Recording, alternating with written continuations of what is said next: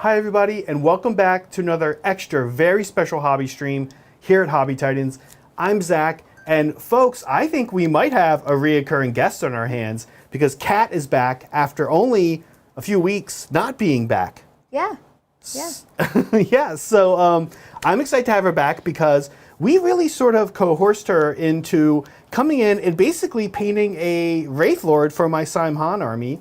And so that's going to happen. Mm-hmm. You have...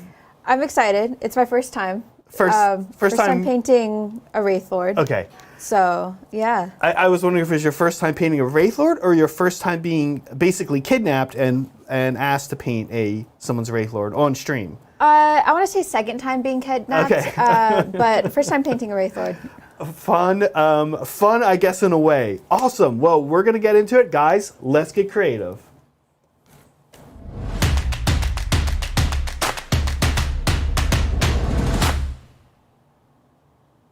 Okay, so not a Wraithlord, but as a reminder, peeps who have been fans and followers of our stream know that I love me some Asuryani, Craft World Eldar, and I love me some Saim Hann. And here is my Saim Hann paint scheme. Now, the idea the idea with having Kat here was that I'm going to kind of take her through how I do things. Some of it really probably not going to change. Like, for example, the part where the red is the red. I love my Saim Hann red. This is like, I'm going to say it's a custom color. Okay. It's a custom color because I mixed full pots of paint. So that's not going to change, right? Like if Kat's like, oh, use a different red, I'm going to be like, no. But other than that, I'm going to listen to her. And if she's like, hey, do this or hey, do that because it's going to look a little better, then we're going to do it. So that's the plan. Okay. You ready to get started? Yeah, let's do it. Yeah, let's jump in. So the very first thing we're going to do is I'll kind of do a top down here and show you guys where we are at. This is where we're at right now, which is just base coated. So only what you see here is the Wraithlord. He has been primed black. And then he has also been painted with, I always start off with Mephiston red. I think it wandered off here, but you guys know what Mephiston red looks like. And Kat actually has hers a little close up. Nothing super special, but there he is. You can see I have some things I've kept separate. So one of those things, I'm going to hand one to Kat right now, that we already finished. You guys know I have a secondary color. One of them is white, and the other is just kind of dark blue. So I did a little asymmetrical thing here with his arms, and I just went ahead and finished the blue arm. I have a little bit of non-airbrushing work to do on that, but we're gonna not come back to those today on the stream. But we'll add them at the end when we're done. So there's his arm.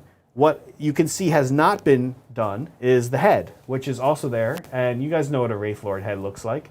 It's really nice and easy to paint. It's gonna take I think, to airbrushing. And this is where, yeah, there you go. It's like that'd be an interesting look. It is sort of something that we have some flexibility on. I've not painted wraiths for my army yet. So I'm open to some suggestions from Kat. The final thing, and I think the thing I'm going to guess Kat's most excited about, based on her scouring the paint selections we have here, are these cloths that these guys wear. That is loincloth, more or less, right? So what you'll definitely be able to see is that Kat's plan for this is honestly different than what my plan was. But she came in here and tossed out an idea, and I was like, okay, I'm into it. So hopefully I like it because this is my army, and I'm gonna have to live with it ideally for a while.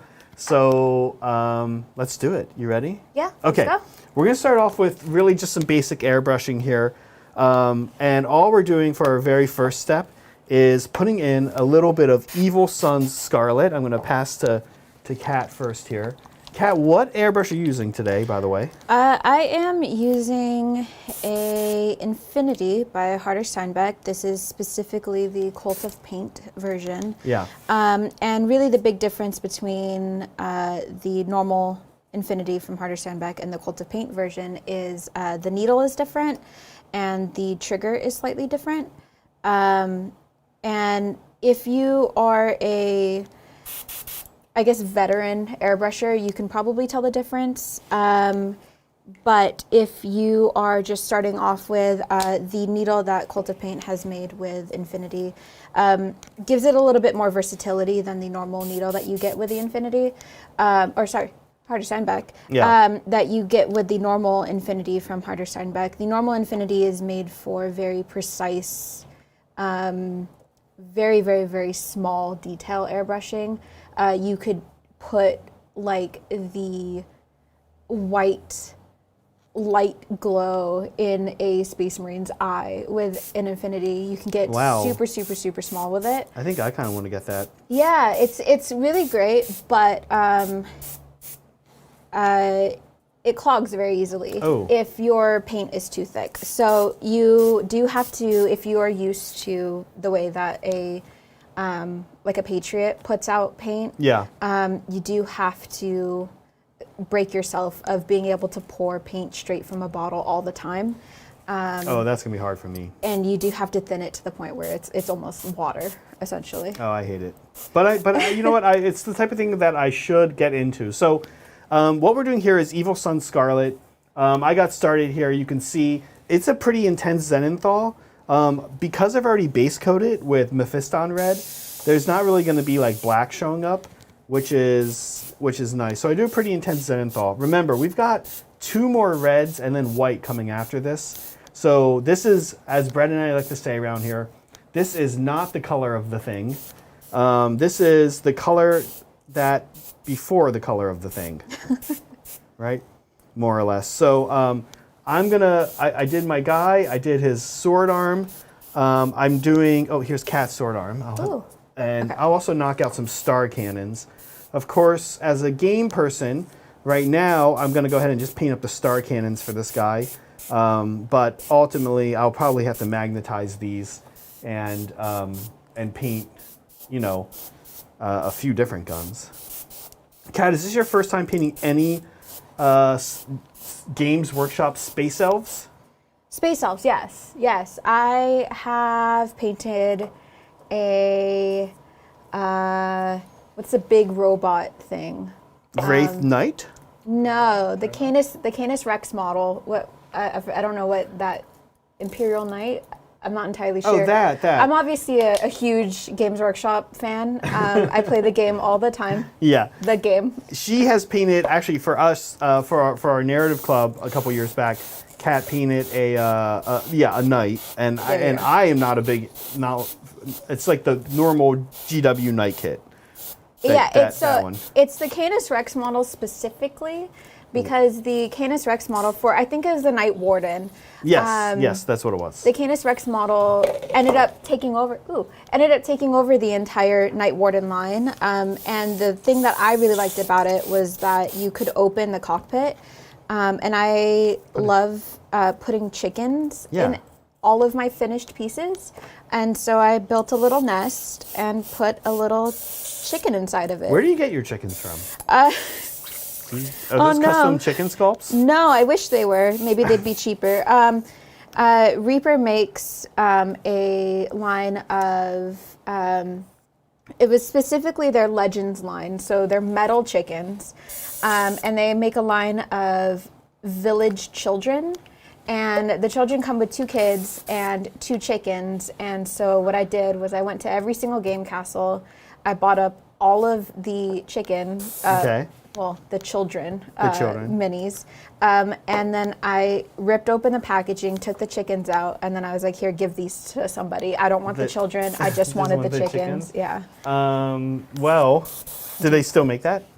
Yeah. Okay. Yeah, they do. Yeah. So they're really small. They're not going to be within scale on anything for the most part, unless you're also doing other like Reaper models. Got it. But yeah, I like them a lot, and I like the metal ones specifically. I don't know if they make them in plastic, but these small little tiny metal models from Reaper have a good weight to them, so I appreciate that. Yeah.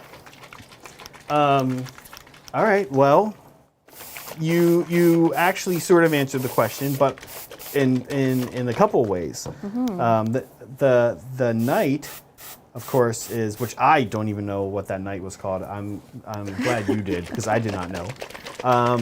And then, but these are your first space elves. Yes. Yes. Yeah. Not your first 40K models, but yeah. And so it is a little bit of a different aesthetic, right? A little less gothic than normal, like, Imperial 40K stuff. Yeah, I guess. I mean, the knight that I painted for you guys was like bright yellow and Yeah, white. he was pretty. Yeah, it was a cool look. Yellow, white, which are two of my favorite. It's one of my favorite color combos for sure. Okay, I'm shaking up my custom blend here that I use for my Saim Hann, and it is 1 part Evil Sun's Scarlet, which is what we just used. It is 1 part Phalanx Yellow. These are all Citadel, and it's 1 part White Scar. So it is pretty much the equivalent of mixing ketchup, mustard, and mayonnaise together in a bottle. But it does come out a little more ketchup-y, I think. Right, yeah. It's because like it's a Thousand Island dressing. It's kind of like Thousand Island dressing. But I think that mustard is a little more prevalent in Thousand Island than Phalanx Yellow here is in mine. Fair, yeah. Yeah, I think that's what's going on here. So, kind of like Thousand Island, but you know, with a catch. I haven't used this in a while, and so my exciting thing about these shampoo bottles that I got is that they would I'd be able to just open it and squirt it out, and it would work. And that was the case when I painted the whole army in like 2 weeks. But now, after I've taken some time off, this is like a solidified mess in here. So, folks at home, something to think about. So we're going to have to pour it like this. Okay. I think I'm still going to stay on this on the Patriot. I'll switch to Sotar for the next color. All right, let's see if my airbrush can handle it. Yeah, add thinner if you want. We have some thinner here. But I think you'll be fine. These are all Citadel Air, which I find, I don't know how you find, but I find it's the paint I least often have to thin. Okay. Just pouring it out of the bottle, it's still thicker than what I would normally do. Yeah, normally when I thin paints, it's water consistency. Okay. Which I find you save paint that way by thinning it that much. And you don't actually have to put more coats on.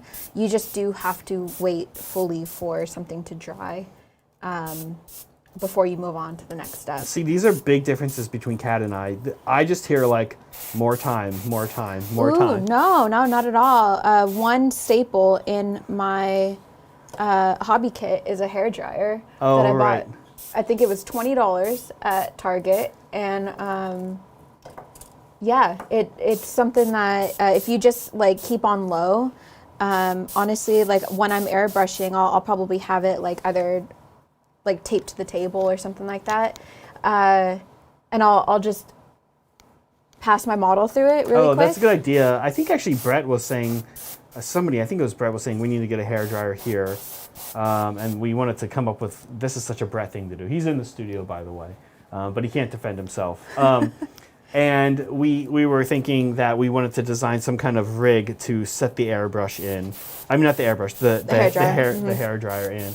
Then we started thinking, you know what, there might be something that's kind of like a hairdryer, like maybe like some kind of larger, slightly warm fan that won't melt things or something. So maybe we should all look into. A space heater. Yeah, like a space heater. A space heater on low would work as well too if you didn't want the noise.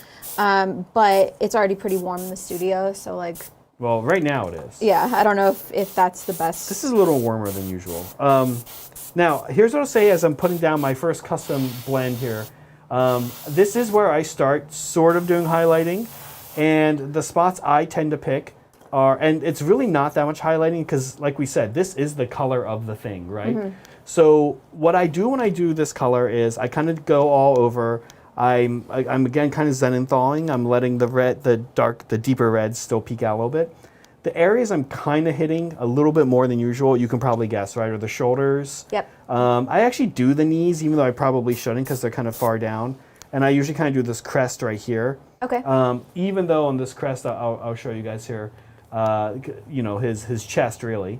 Even though that chest is going to largely be covered by the head, And then, of course, I do kind of the tops of the spiky things sticking out of his back a little bit more than usual. But remember, the way I think of it is this is like the main color, but I still want to start looking at where I'm going to build highlights and start going a little bit further with this color in those spots. Yeah, yeah. That's good because I was just kind of passively already doing that, but it's good that you're explaining it. Because when I'm like teaching people how to airbrush, it's something that intuitively comes to me because I started off my hobby journey learning how to airbrush. Right. And so a lot of that has been kind of just drilled into me. Which I think is great. I've said that on the stream multiple times that if somebody, especially as an adult, was getting into wargaming and getting into hobbying and painting, I would, especially if they wanted to play, right? If they want to get models on the table and they have the means to afford the airbrush, I would say, like, I've always said that, like, get into airbrushing right away. Like, brush painting is harder than airbrushing. Yeah, the only thing with learning it, and I learned it with the model that I was trying to paint, I also just very much dive off the deep end when it comes to modeling and stuff, and I'm like, oh, black and white is a really hard paint scheme to do. Let me do that first. Is if you ever get any overspray anywhere and you don't have the brush skills to be able to cover that without it looking really weird, then you start to get which is tough actually, which is tough. But you wouldn't suggest somebody that they start with like a black and white kind of an ordeal to start airbrushing? If you wanted to not feel bad about yourself, then yes, I would not start with black and white.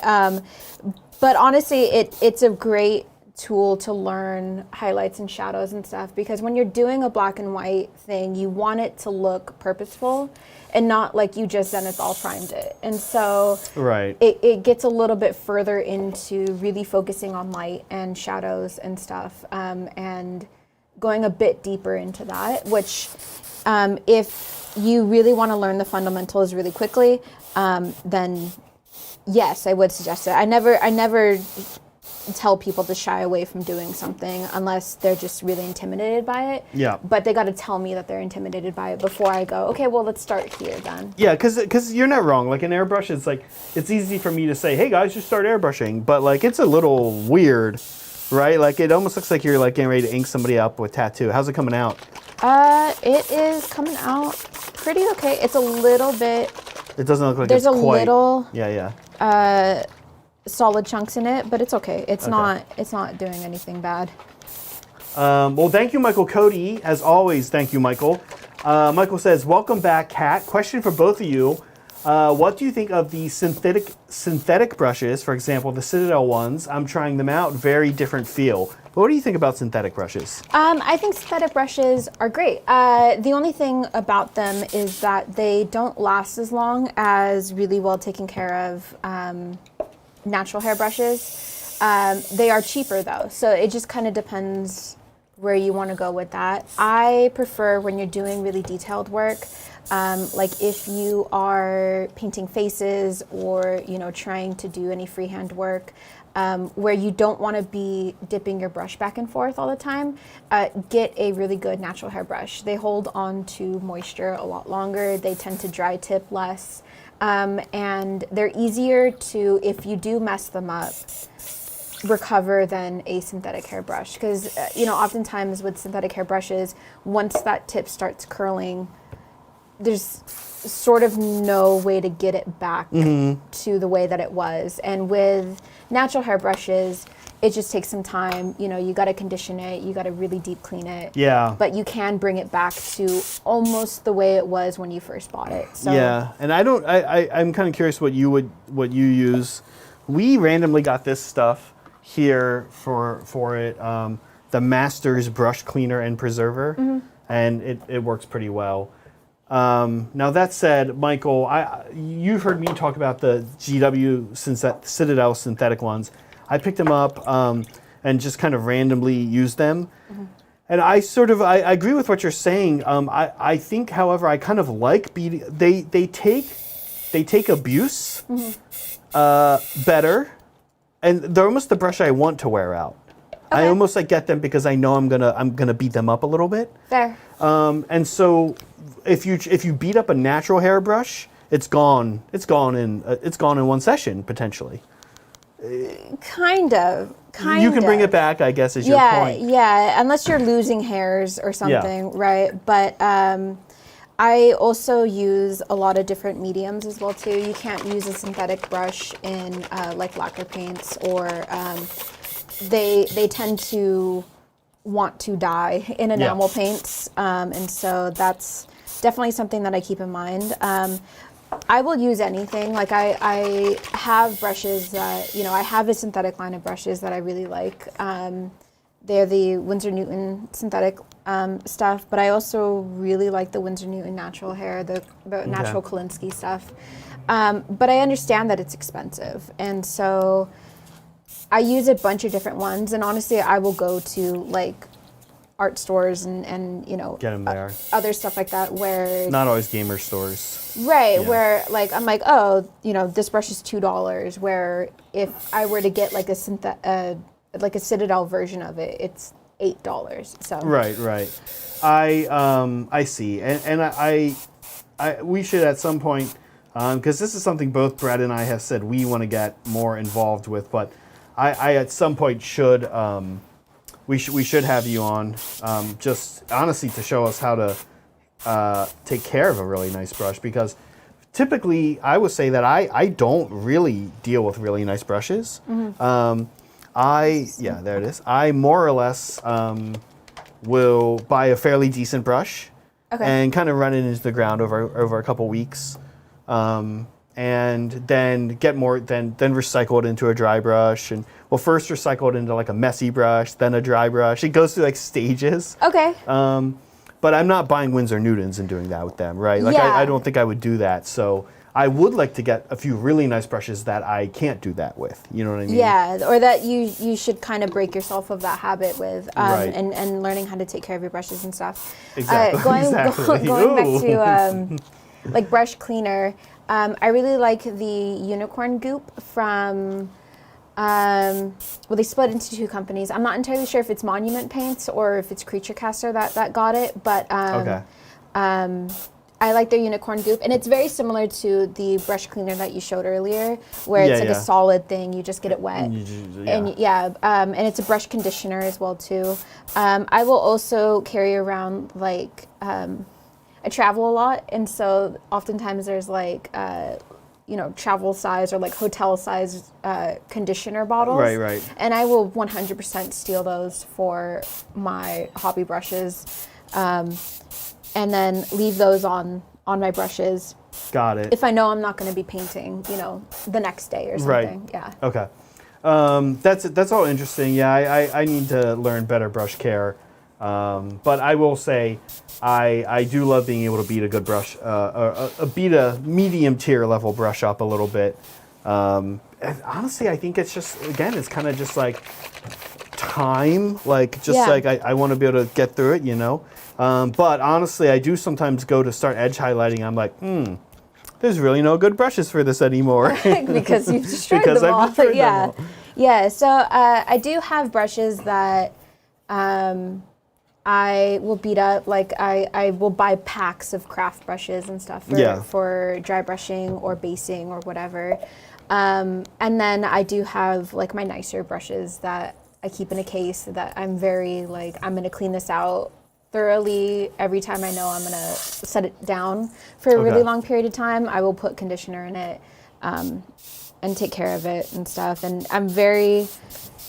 it's essentially just kind of like a training thing. You got to get used to treating your synthetic brushes like they're really expensive, and then you can go on to getting an expensive brush without any like worry or fear that you're going to destroy it immediately. And if you're paying $20 for a single brush, then you want to take care of it.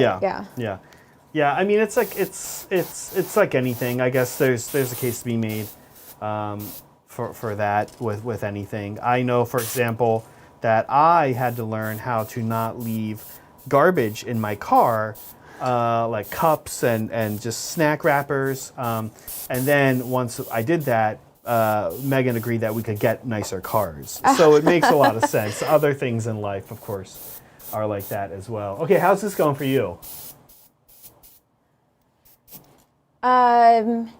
Looks about right. Yeah, it looks fine, I guess. Okay. You know, I think in comparison, it looks pretty similar. Yep.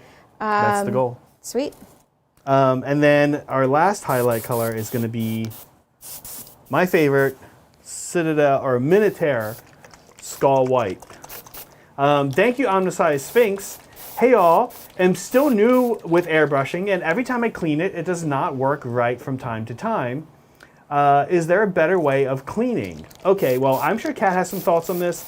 Go first, Kat. You guys know I have some thoughts on this as well. Let's see, you've heard those before, so I'm curious what Kat says. Okay, my big thing is spray it out as much as you possibly can with water. Where have we heard that before, everyone? Spray it out as much as you possibly can with water before you take anything apart. And then I like to keep a bottle of 90 to 99% isopropyl alcohol in my kit. And this will destroy any amount of paint that you have. And so you run it through your airbrush and then run it through again with some water. Just so that when you do take it apart, because you know you should know your airbrush like this is my airbrush. There are many like it, but this one's mine. So you should know how to take it apart. You should know how to clean it fully. You should know how to reassemble it. And so water and isopropyl alcohol are mainly what I use.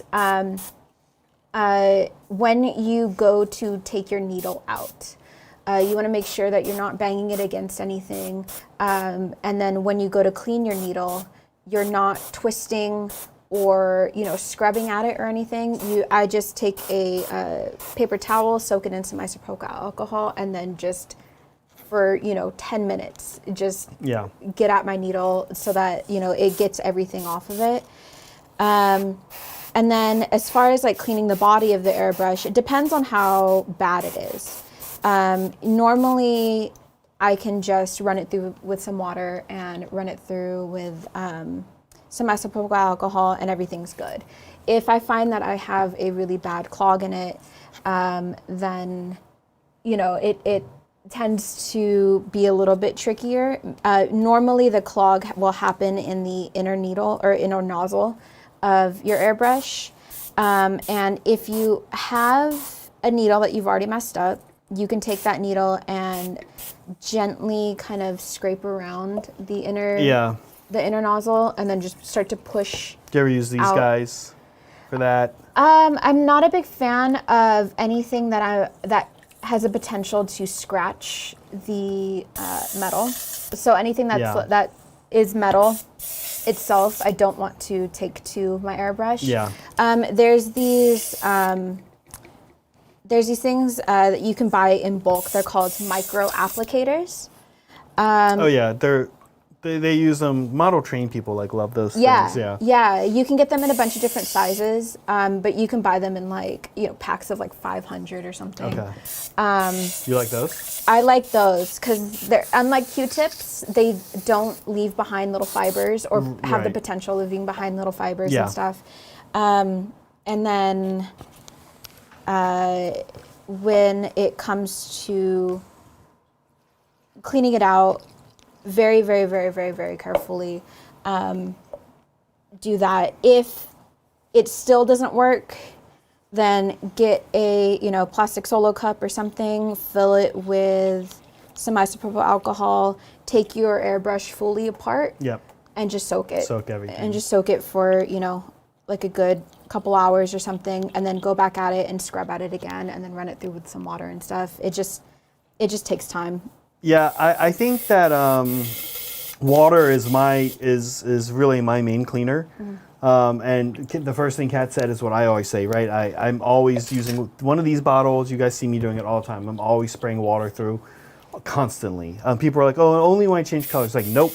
If I spray paint one of these and now I'm moving on to a second one, or I'm going to do both at the same time, but maybe two would be okay. But I've got two more. I'm probably going to not put too much paint in, and even after I run that color out, I'm going to clean it out with water and then put the same color back in and do it. Because honestly, for me, it's all about saving time, right? But I will save time that way because I inevitably will get a clog if I'm, especially reds and whites and yellows. Like if I'm letting them get a little starting to solidify to varying degrees, right? Yeah. So for me, it's all about constantly running that water through it. That's my best advice. Now, I will also say we have a couple airbrush cleaners here that I use. I'm thinking, Kat I know knows AK stuff. I'm thinking this one is highly alcohol. It smells. Yes. It smells like it. Yeah. And then I used the Badger spray through cleaner, but it didn't have a smell to it, and I was actually very concerned by that. The kind of like the whole, like if it's burning, you know it's working. Yeah, and I was like, is it water? Somebody in the studio, it might have been me, this might have not happened, but somebody in the studio may have tasted it just a little bit to make sure it wasn't just water, and it's not. So we did call Badger's bluff, and they weren't bluffing. It is not water. This actually isn't even Badger anymore. It's this other one we got that I just tried online. Eurodyne. This stuff. I don't know. Have you ever used this? No, yeah. I'm just straight isopropyl alcohol, Yeah. water. Yeah. So I like both. I like the spray through style cleaner. Okay. And that's the spray through style cleaner is what I'm mostly spraying through with water, but then maybe like every 30 minutes I spray through a spray through cleaner and then water. And then when I'm doing a more intense cleaning, like maybe at the end or something, is when I typically use this. And that's probably when I should be using alcohol because this is probably unnecessary. I could just be using alcohol. Yeah. Yeah. One other thing that I really like as far as like airbrush maintenance goes is getting some good needle juice. Yes. Yeah. We've talked about this, and we have that. And what does needle juice do exactly, Kat? So it lubricates your parts, right? Like it's just bare metal, it's unlubricated metal, and it's constantly like rubbing up against itself. You want to definitely make sure that it's lubricated. This is why I'm very picky about not putting metal into my airbrush or anything that could potentially scratch it. Because I don't want it to create little micro crevices and stuff where paint can get clogged. Right. And that's pretty big. Needle juice just helps everything move together. Better, yeah. Yeah. I mean, it's like you oiling, machinery, right? Yeah. You do want to make sure though, when you go back to spray and use your airbrush again, that you fully flush the needle juice out. Water. Yeah. A bunch of water first. Okay, here, real quick question. So Brett and I know we're not crazy. Okay. Touch the label of this thing. Is it supposed to be? Does it feel weird or no? I mean, it's very, it's got a lot of... What's wrong with it? It's got a lot of, it's almost like you're touching like a balloon or something. It's so unsettling. So that's why we saved this bottle and we were like, oh my God, Brett and I were like, we cannot handle the tactile feeling of this brand. The label of their bottle was like very weird. A weird hobby thing to be like, oh, I like that cleaner, except for their label feels very odd. That's fair. Okay, so let me show you guys where I'm at. I think, Kat, you are on white. Okay, yeah. So you may find that you do not need to do the step I'm about to do, but I do this step after I'm at where I am. Let's actually, did you finish white? Yeah. Can we look and see how these two look? Sure. I'm very curious to see how they look basically the same. Okay, so what I like to do now is if you're thinking as you look at these, we'll actually put them on the glam cam here. And we'll put them next to we'll lay them on my wave serpent. Hold on guys, hold on. Okay, we'll lay them on the wave serpent. And there you go, you can see them. So they look a little chalky compared to him. And that's because we have one more step to do now, which is we're actually gonna go back in with the main color which is the 1-1-1 mix of everything, the original Thousand Island dressing, if you will. And we're gonna just bring things down a little bit. And this is like really a focused, spray where we're actually checking areas. Oh my gosh, I don't remember whose was who. I guess that's probably okay. Was that yours? I think that's yours. Okay. Yeah. Okay. So this is kind of a focused spray, and we're just removing any kind of like chalkiness that we feel showed up because of the white. Because of the white last, right? And so this is again with the original 1-1-1 ratio of Evil Sun's Phalanx Yellow and White Scar that we're gonna do here. Now, we are here and we are painting red. We are painting some custom reds that I call custom, but really I just mix like full bottles of paint. It's nothing that special. And we wanted to ask a question. Can I have the lid as well? Sure. Thank you. We wanted to ask a question of ourselves, myself, and of Kat. And we asked Kat, and I asked me, this is gonna sound crazy, what are your top 5 favorite red paints? Okay, and we're asking folks that watching along as well. So here are Kat's. Kat, talk about your top 5 favorite red paints and why. Sure. Yeah. So black, red, and reddish black. They will sound the same, and they kind of are. But black, red. That's how much you like it. Yeah. Black, red to me is just such a versatile color. It can be used as your base paint for if you're painting skin. I like using that. If you are painting red, that's great. If you're painting purple and you want it to look very warm, and it can also be a nice little shadow for when you go back in and do this step, right? I want to bring more depth to it, and something that Seth has often taught me to do when you were looking at. I'm not entirely sure the word for it, but is looking at your models in black and white and looking at seeing if you have enough varying degrees of shades on there.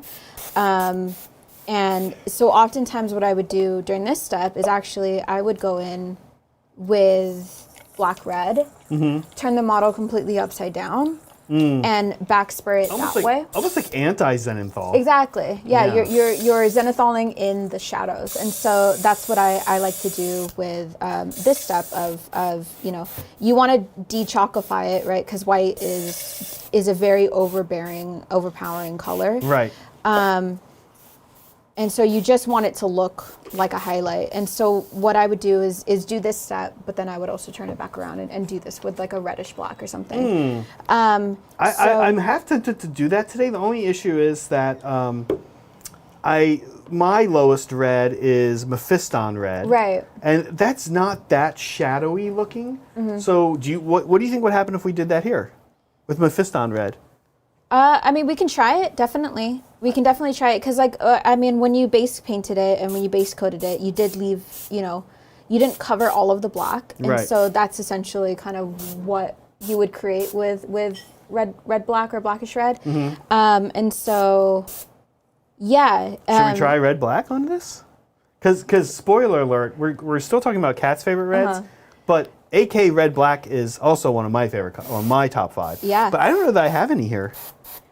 Interesting. So is it really your favorite then? I think it's all at home. Yeah, that's fair. Yeah. So black red to me is just such a versatile color. I will use it as my base paint in any skin that I do. Doesn't matter. Or unless it's like undead or something.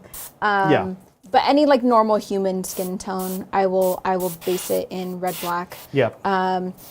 I was very tempted to just make all 5 of these of red black. Just variations. Different formulas, different companies and stuff. So Yeah. I didn't because I didn't really think that would be interesting. Well, to be fair, one of your other ones is, right? Yep. And then for me, I'll say that one of my other ones is also in this family. It's the Citadel one, and we'll get to it. So Yeah. I do love black red. And while you tell us about your other ones, let me see if I can actually, let me see if Find there is it? a black red. Okay. Now, I do know, I see someone, Matt, in chat talking about Galvor Bach Red, and that is actually one of my favorites as well. And I might have that one here, but let me see what I've got.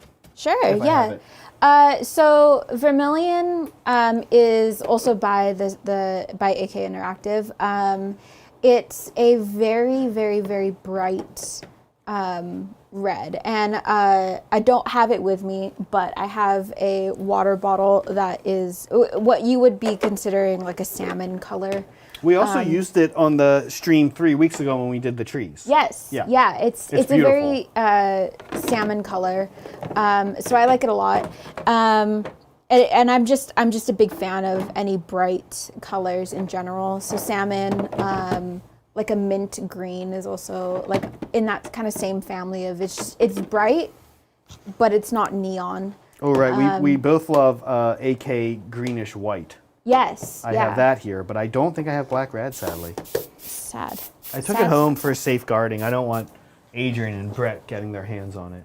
Okay. No, that's of course not why I did that. But we'll believe that.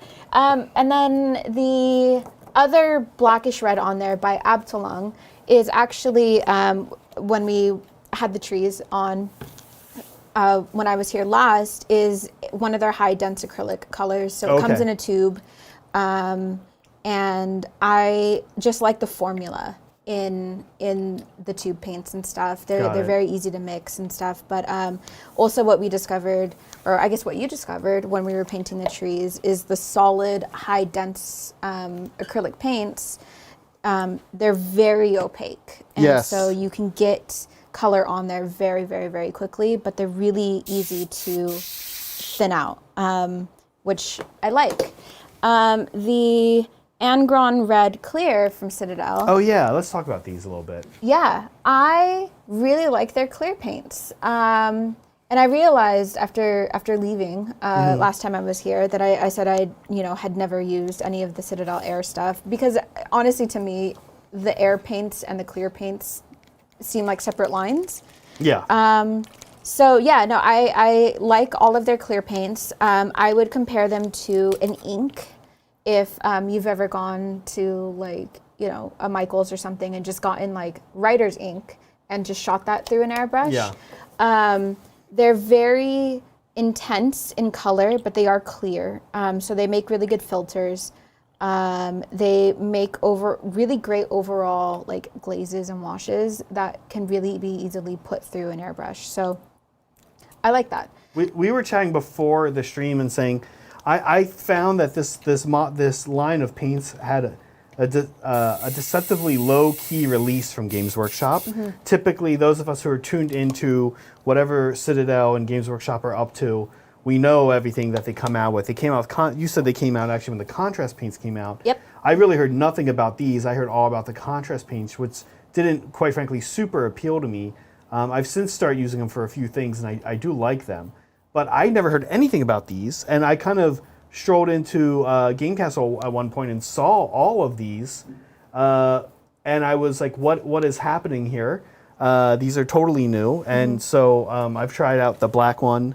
Yep. I forget what that's called, and Death Shroud Clear, and then I've tried out the purple one and the blue one, and I like all of them, yeah. Yeah, I like the purple and the blue a lot. The red is great.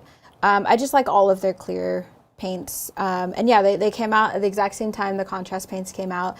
And honestly, having put together the new paint rack for when the contrast paints came out, that's probably why I was able to see them. Yeah, so weird. Yeah, and I don't know. I don't know why they weren't talked about. Maybe because their airbrush paint line in general, they don't put a whole lot of emphasis on. Because they don't sell an airbrush, probably. Right, and what I find that Citadel does really well is cater to like the new hobbyers, and any air paints obviously aren't new Typically not, friendly. right? Yeah. Okay, so we're not going to spend too long on the next step because it can be long and boring. But what I'm doing now, and then we're going to pretty soon here hand things over to Kat. What I'm doing now is I'm using, it's called Garlsberg Crimson. This is the red wash that Citadel has. And I'm just tossing in some low lights underneath, mostly like these little bumpy things that are all over. So like, you know, just kind of going in under here like this a little bit. I'm kind of showing Kat so she knows what we're doing. But Kat, while we're doing it, let me know if you see anywhere else. The other places like behind the knees, anywhere you kind of see this ribbing, I'm just gonna darken that back up a little bit. Okay. Okay. But let me know if you see, like, yeah, you'll see the ribbing stuff. I always add it there. Anywhere you think also that it could benefit from that maybe I'm missing, that would be awesome. Yeah, I would probably emphasize because I know that we're painting these sort of sub-assembly, but one thing that can be a little bit hard to pay attention to is the fact that this shoulder here is actually going to go up underneath Right. one of the shoulder pads, and so highlighting that up to the point where you're just highlighting the whole arm, you definitely don't want to do that because then it'll look a little bit weird. Yeah. So maybe doing a little bit more where you know things are going to be tucked under, so that way you can add more contrast back into your painting so that it doesn't look, when you look at it in a black and white photo, just all gray. So Right. Okay, good to know. So that is, I actually hadn't even thought of that. And in fact, I did highlight my shoulder up, and then I was like, when I was doing the last step where we de-chalkified, I realized that, wow, this is not something that should probably be highlighted. So at that point, I was like, oh, I'm going to definitely de-chalkify that. yeah, so sub-assembly painting is fantastic for getting into those little nooks and crannies and stuff, but you also really need to pay attention to how it then will reassemble. Yeah. And so, yeah, that can be a little bit hard when that's not something that's like immediately something that comes to mind. Right. Definitely agree. And then, of course, worst case scenario, you put it together and then you're like, oh, shoot. The only problem is now, like, you can probably still fix it, but it's just going to be harder, right? Right. So why wait? Oh, did we get all of your top 5? No. What's this last one? Yeah. So I don't even know this brand. Yeah, Splash Paints is a lacquer paint. Okay. Yeah, so Sazabi Red, if anyone is a Gundam fan. Yes, they are. So the Sazabi suit is my favorite suit. And honestly, they have a couple different reds. Splash Paint has a couple different reds. They also make, and we'll talk about it a little bit more later, they also make color shift metallics and stuff like that. They make clear paints to do candies on. Okay. And so, yeah, what I really like about lacquer paints in general is they are hands down the easiest thing you will ever put through your airbrush. Straight from the bottle. Yeah, I was almost going to choose the Char one because I know that's his original suit, but the Char red is just pink. So the Sazabi is just a true red, and red is my favorite color overall, and I prefer deeper reds. I see. So like more like Merlot and wine reds and stuff, hence reddish black. Not delicious Saim salmon like you're painting today? Coral salmon? I like it in like accessories, but when it really comes down to if I were to pick like what is my favorite, it'll be like a deeper red. Yeah. Well, I also, and oils and lacquer paints are something that we have on our radar for next year. So probably be bugging Kat more for that. Sweet. Okay, my turn. Here is Zach's top 5 favorite red paints. Also, black red from AK Interactive.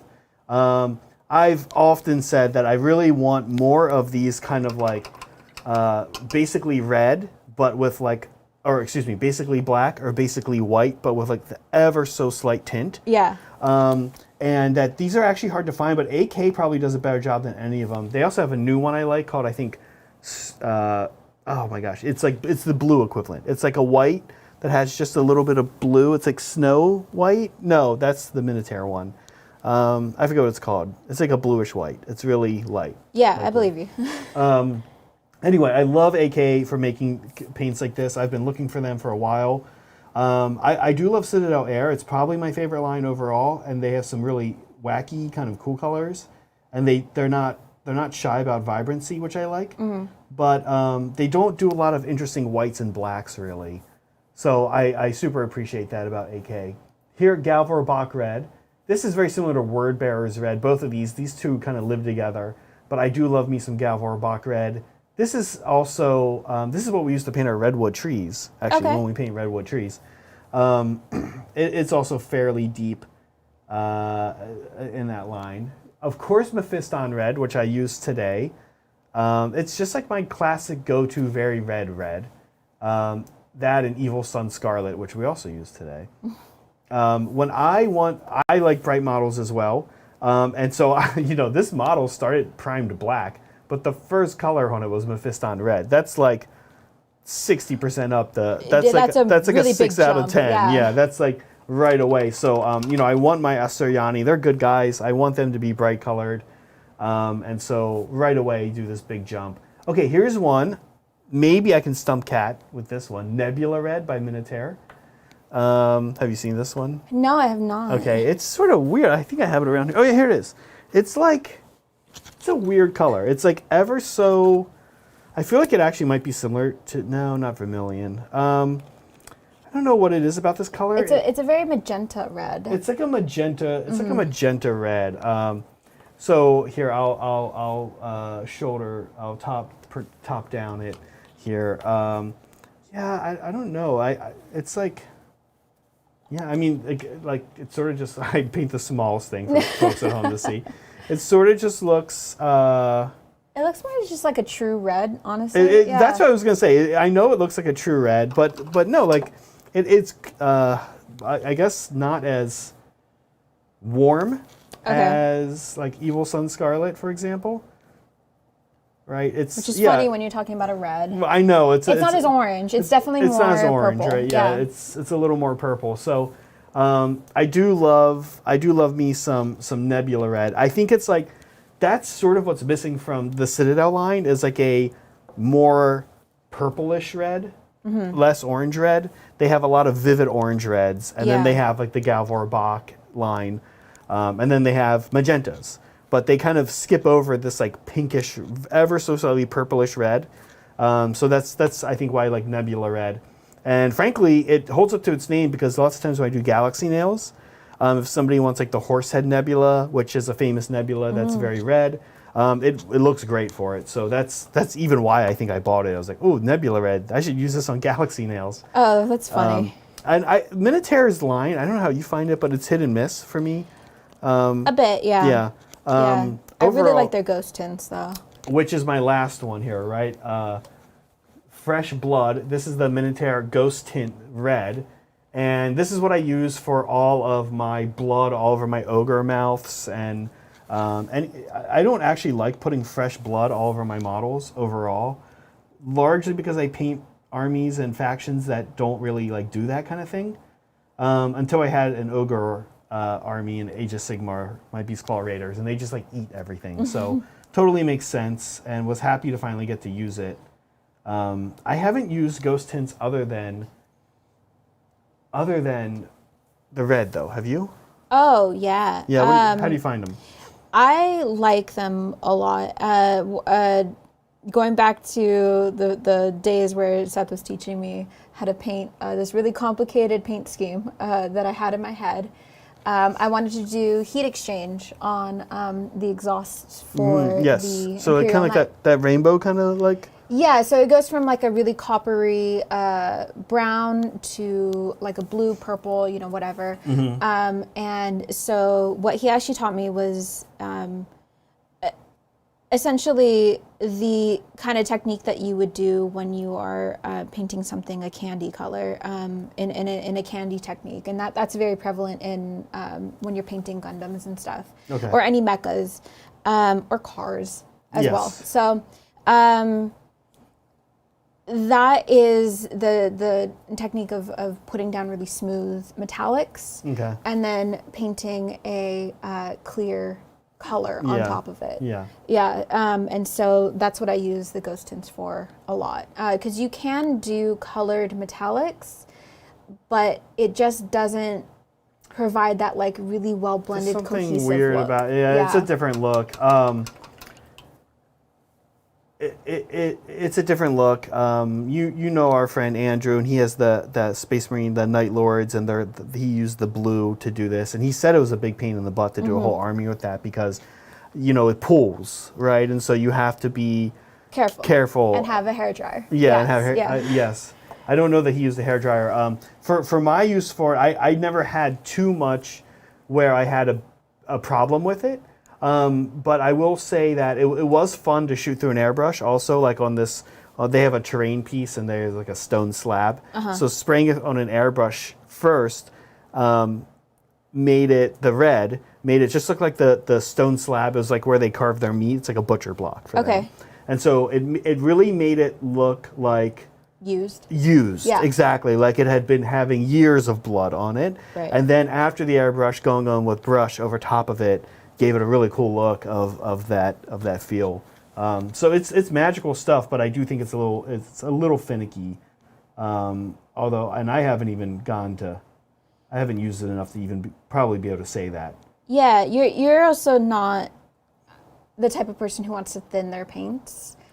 In general, no. Yeah, and I paint in very, very, very, very, very, very thin layers of, you know, like when you're glazing something, it's almost like you're kind of just painting on water. That's how I airbrush as well too.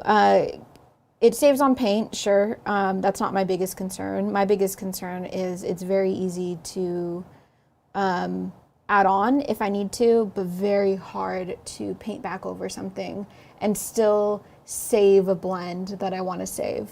Right, that makes sense. So, yeah, and actually Seth's in chat, so, you know, it works out. Oh, fun. Hey, Seth. And there's Brett. Yay.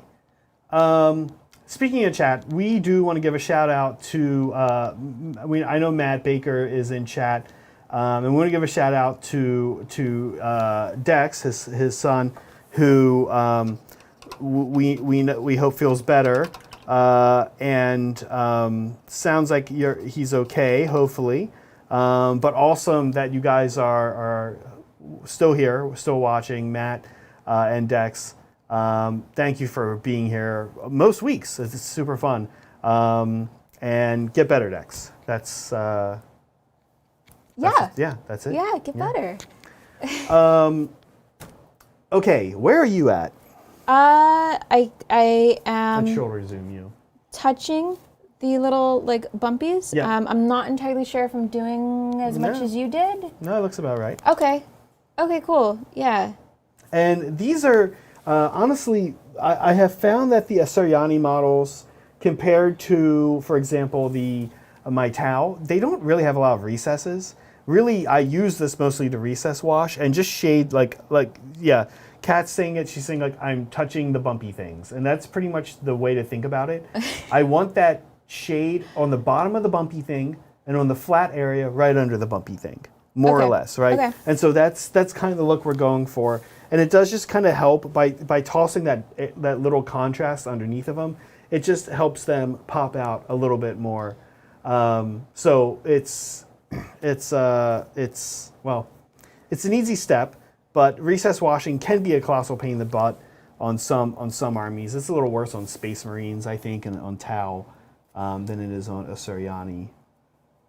So in this way, we're lucky here today. So end step of these, would you paint these a different color or would they stay red? The bumps? Yeah. That's a great question. So these are the kind of cool thing about Asariani and Craft World Eldar, also known as, is that some of these can become gems. Okay. But also they don't have to. We're not going to do any gems today because that's like just a whole nother thing. You know what I mean? Like we could just do gems, right? Like we could sit here and just do gems for like 3 hours, and we don't want to do that. Well, maybe you do, but I don't want to. So we're not going to do any gems. So for now, they're going to be just this color. So it is a very monochromatic body, right? The blue arm, and then the loincloth, and then the head, and then the sword are really going to be what give it its points of difference, right? Because right now, when we look at one of these guys, I'll put them back on the glam cam here. When we look at one of these guys, you guys can see it is, up there he goes, fairly monochromatic. And as you can kind of compare to the wave serpent here, you see that you have to like find other places to get the color from. So I don't do as much shading as I know I could. That's probably because I don't spend as much time on the model because I want to get it out and on the table. So what this is sort of about is you do some shading and you have this area of a lot of one color, but so that it doesn't just look like a big blob of red, we then have to find other places where we're going to say, okay, here's some blue, here's some bone, here's some different colors. So that's kind of the idea here, Kat. Okay, yeah. I kind of wish I had looked up like other paint schemes for this just to see like what other people do, because I'm wondering, because there's a lot of like different segments to it. Is like painting them almost like you would a Gundam, right? Of going back to that is like the Sazabi suit and Char's original suit is it's red, but it's different shades of red depending on what panels they are. I see. And so painting them kind of blocky-ish like that, I think that would be really cool too. But obviously that would take more work overall. You'd have to like hand paint them. Yeah. Or just full sub-assembly paint it. Which on these, so like they have like the little things on their upper thighs. Those I added. And I did think about leaving those separate and doing those the same kind of sky blue that the arm will be. But what I have found overall with Saim Hann, the scheme, honestly, that most people kind of by default do is their default look, which is actually just like the Mephiston red we almost had. Okay. And then with the Wraiths, typically, honestly, I'd say I'm holding true pretty much to the original scheme, which is that the head is usually a different color. And then, honestly, I actually sort of find, that they're a little too monochromatic, which is almost why I always want to include the blue in all my units as well. So I wanted one of their arms to be the blue color. But I think after we get the arm, the sword, the cloth, and the head on here, it's going to make an interesting kind of like 1, 2, 3, 4 points of color thing. Yeah. Okay. Now, we could now edge highlight. How are we doing here in time? Let's do this. Let's move on to what you think for these heads, these swords, and these cloths. Sure. Okay? Yeah. And we won't worry about edge highlighting now, but we'll hit it real quick at the end if we have time. Sure. Okay. Yeah. Okay, how are you feeling? Good. I guess I had some white on my thumb and I touched its foot. Yeah, but that sucks when that happens. Yeah, I can fix it. No, it's okay. I'm not worried about it. Yeah, it's easy to fix. Okay, so what should we tackle first? Head, cloth? What do you think? Sword? Let's do the sword. I think the sword would be really fun. Do you have masking putty? I do. Okay. So we are going to be airbrushing.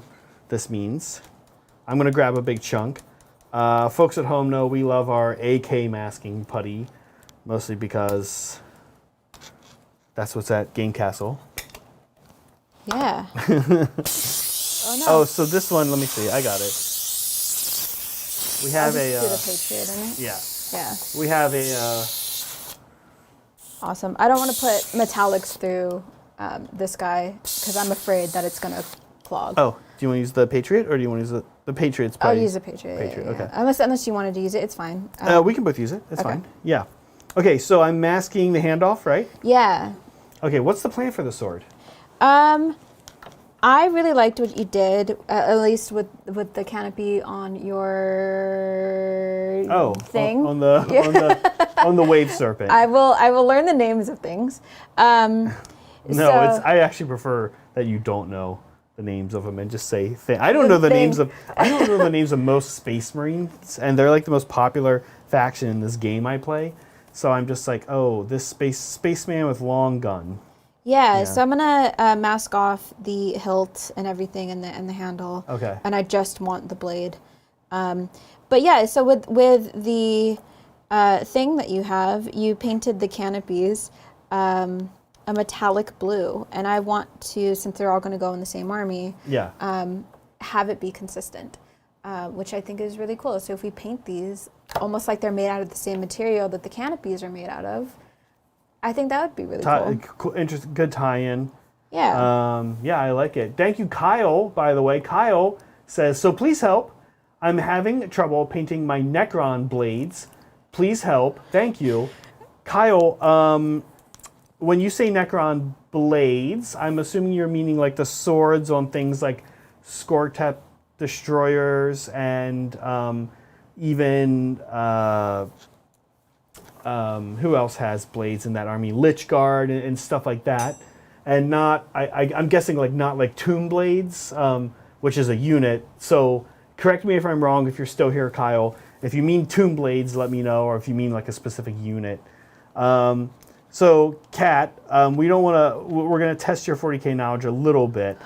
Do you know which ones the Necrons are? The robot guys, yeah, yes. Okay. I know enough to be able to pick out the armies. Okay, good. Yes. And so you know that they often have kind of their default color palette is they're a black or silver, but then they have a lot of sort of green glowing, and oftentimes people will paint their blades even that color. We have the studio army here we have is painted by Israel, who you also know, and he did an amazing job with some green glow. Let's say he wants to paint Necron swords, blades, which we're kind of about to do here. Yeah. What's the technique for the glowy evil robot green blade? Well, knowing Izzy, he probably painted the majority of it with an airbrush. Yes. A really good way to get a good glow is the thing that is glowing should be the brightest. So you should start with white, because white will always be the brightest color. Yeah. And then if you have an airbrush and you can get, find enough spray with it where you can have it be, and follow the lines and stuff. I know it will take a lot of skill to be able to do that. Yeah.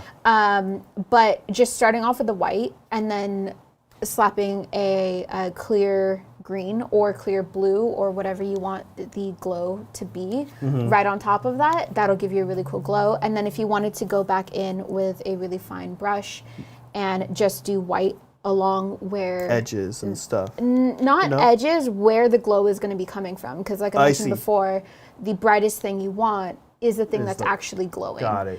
Now, would you use for the green? Would you use like Citadel has one called Hex Flame? That's a technical kind of glowy paint, or what would you use? The technical paints and Hex Flame in general, they kind of behave like a contrast paint would. Yes. Where the clear part of it is what spreads out, and then I would guess the more solid part is what settles into the recesses and stuff. If you want to use that good then for that?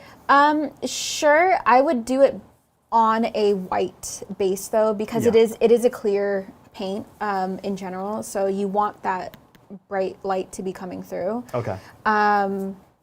That's useful, but if you're going to be painting in the white glow and then putting a clear green on top of it, I would just get a clear green, if you have an airbrush, or just a clear green paint. If you don't have an airbrush, get a really small dry brush and dry brush in your white.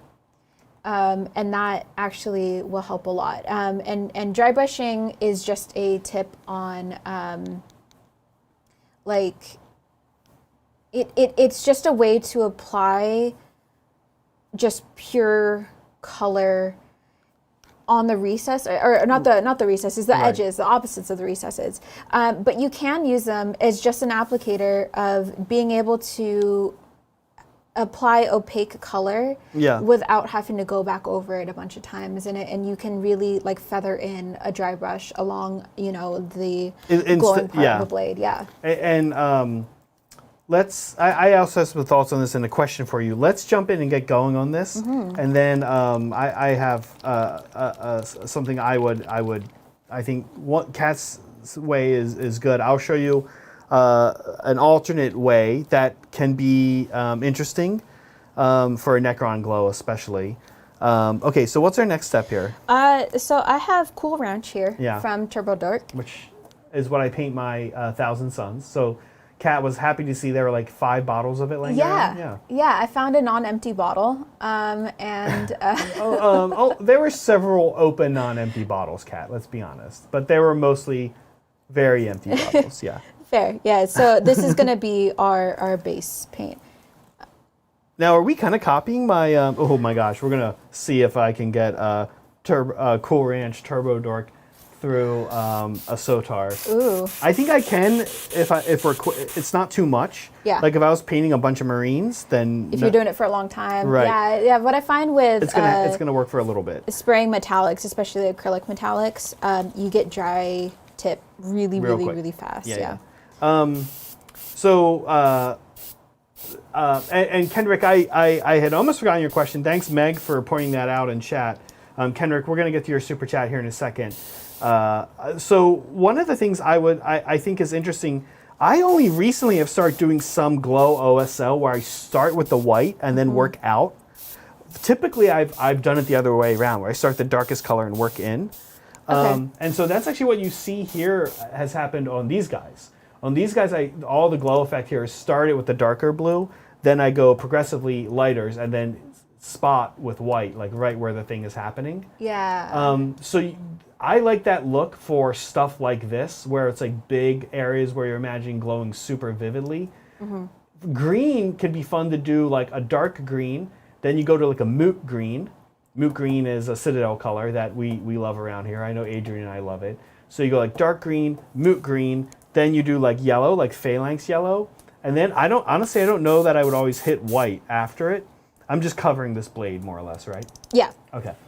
But one of the things how would you work, the look of yellow, a yellowish green, in with the Necron stuff is pretty iconic. How would you do like a green to yellow glow?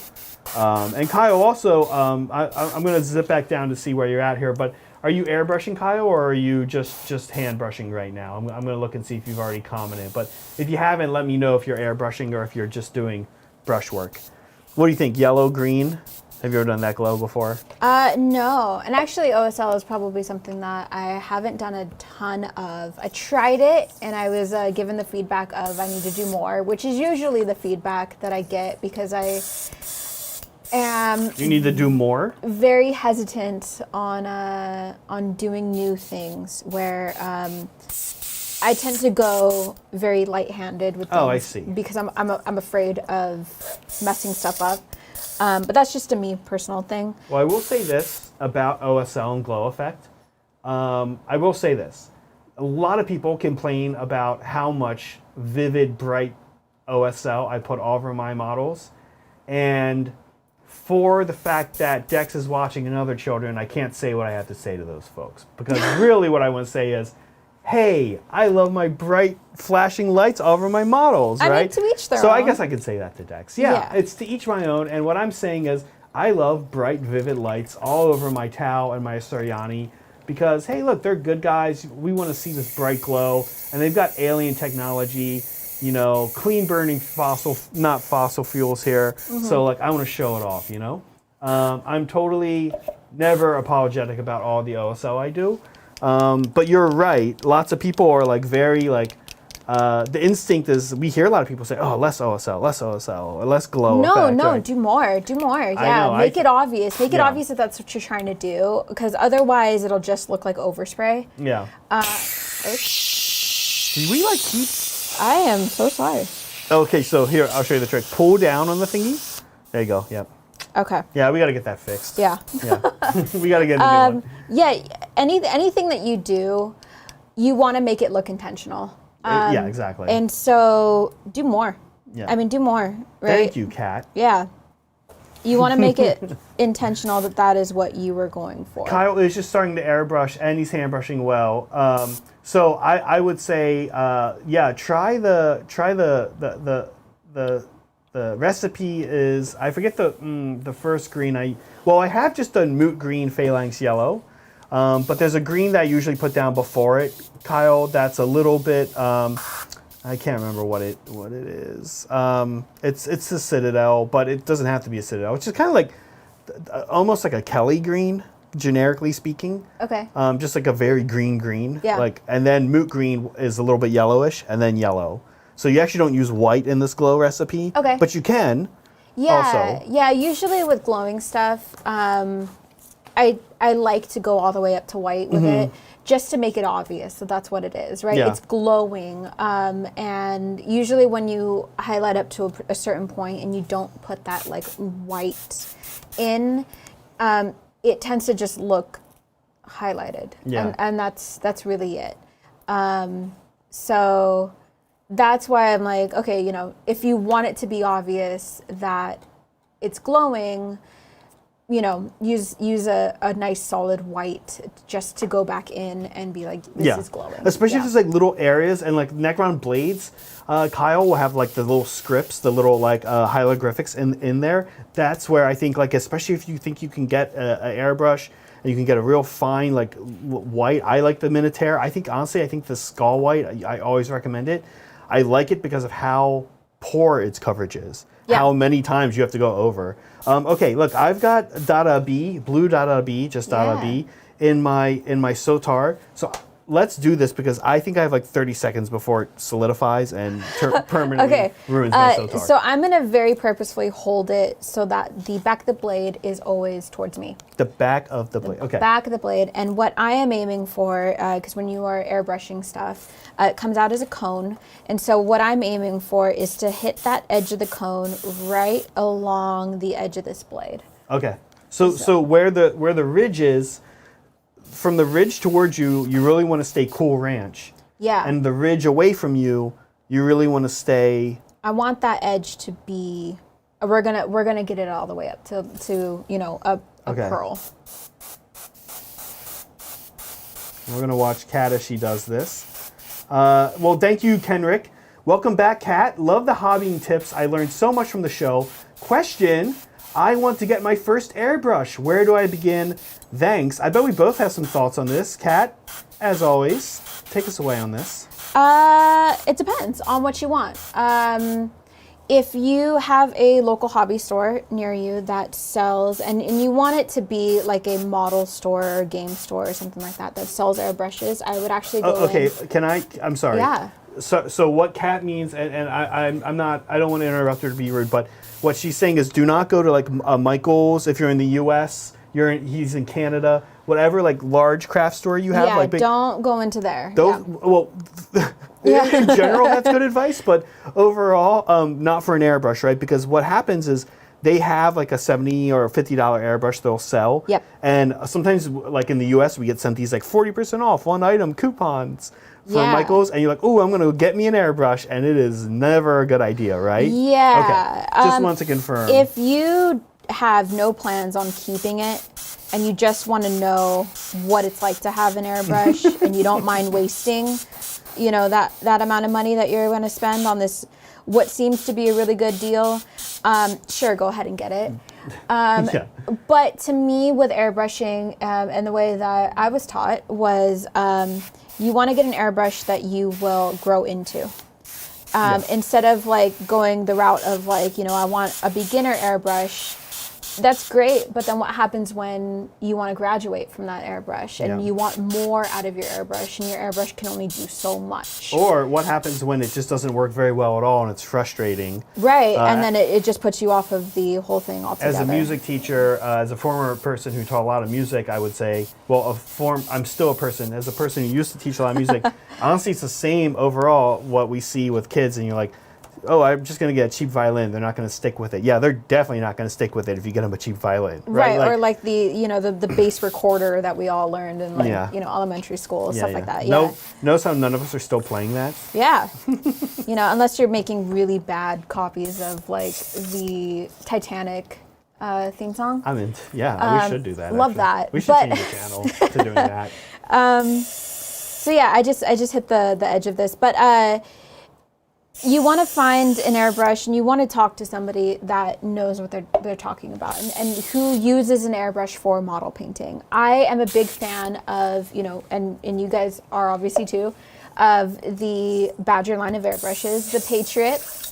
I know you guys talked about, or at least you did. I heard you mention that you don't like that it's called the workhorse of airbrushes, but it is. It's like an AK-47 of an airbrush, right? Of you can beat it up and it's still gonna shoot paint for you. Oh my gosh, Cap the gun reference. Yeah. So American in this in this stream. When it comes to the Patriot, it's great because you know it's going to work. You can do whatever you want with it. However, when it comes to taking that next step, it's a little bit harder with the Patriot. It can only spray so small. Yeah. And so that can be a little bit frustrating at times. I really like the Sotar. If you're going to start with an airbrush, start with the Sotar. Oh, really? Yeah. Yeah, I like it a lot.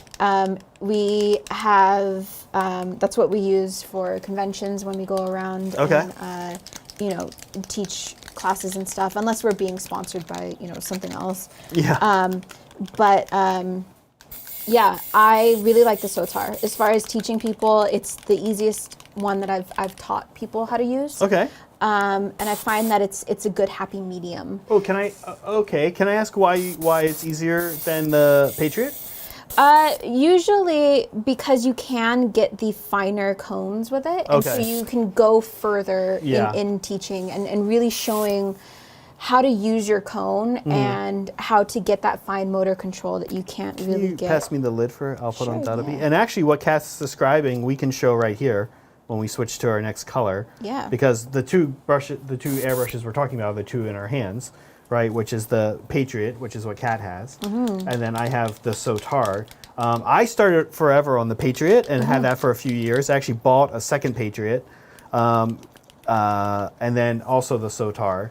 And I have, Brett has recently got the Iowata Eclipse, also kind of interesting. I will say this, Kenrick, I think for me, Kat's not wrong. If you think, here's the difference between, here's the con to the Sotar over the Badger.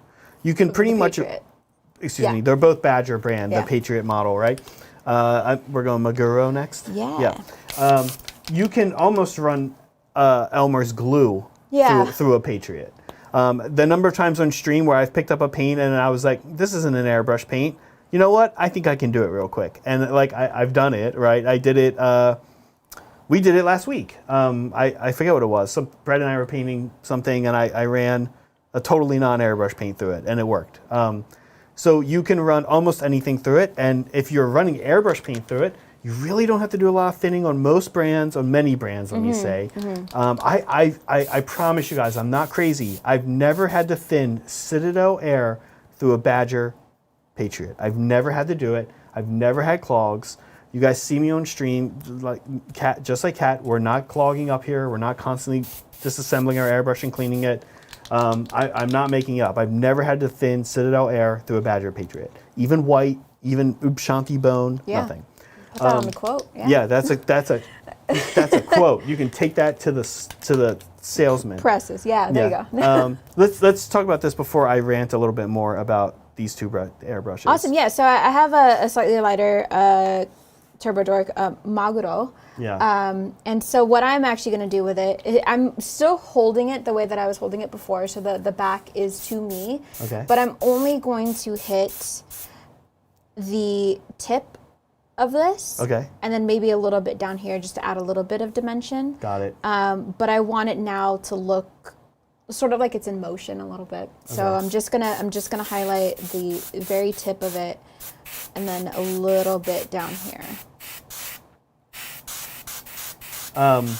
So for me, the Patriot is what I started on, and I really liked it a lot.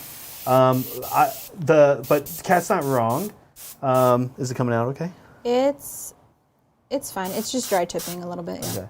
Okay.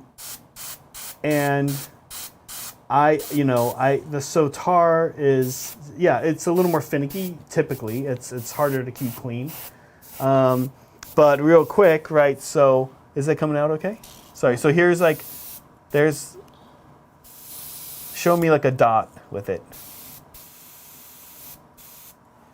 That's kind of what it wants to do right now. Yeah, what's going on with the buildup? Oh my gosh, I was literally just saying. Actually, Yeah. I think I have to. I think I actually have to fix the little nozzle thing. I think it's dented a little bit. Okay. So anyway, literally just talking about how awesome that airbrush is, but I think that there's something else going on. we're also spraying really really chunky metallics through it. That's true. And it's just drying on the needle. Oh, I see. Which is why we're doing the toothbrush trick here, which folks asking about having airbrush cleaning problems is another big component to it. Especially with metallics and whites. And what I do is I will, not a toothbrush, but I will have a like a dry brusher or just a craft brush. Okay. And I'll have a little cup of it, and it will sit in isopropyl alcohol while I am painting. You can also use water as well too. I just find certain things come off a little bit easier with isopropyl alcohol. Got it. And then you just continue spraying. So yeah, like depending on how fast your paint dries and stuff, you can have a little bit of trouble with that. Well, the Sotara in general, I find to be, you can do more with it. In some ways, sometimes you can also do less with it. It kind of depends what you're trying to accomplish. If you want to prime a piece of terrain real fast, it's not ideal. But there you go. Overall, it can go deeper, as Kat kind of is saying, and you can smaller areas. Yeah, I find you can do terrain with it, right? I mean, you'll be there a little bit longer than you would with a Patriot. Yes, of course, but not that much longer. Right. It's not like it's like, boy, I'd been out here hours ago if I had a Patriot. Yeah, right. yeah. So, you can do generally most of the things that you want to do with a Sotar, which is why I'm like, a good happy medium thing. You'll find that it's a little bit more finicky than a Patriot, yes. You do have to thin your paints a little bit more because it is a finer just nozzle, a finer needle, everything like that. So, it won't take chunky paints as well. Yeah. But yeah, I really like the Sotar. The Infinity that I was using before, the whole reason why I was like, I'm not putting these paints through my Infinity is it's a very precision airbrush. Okay.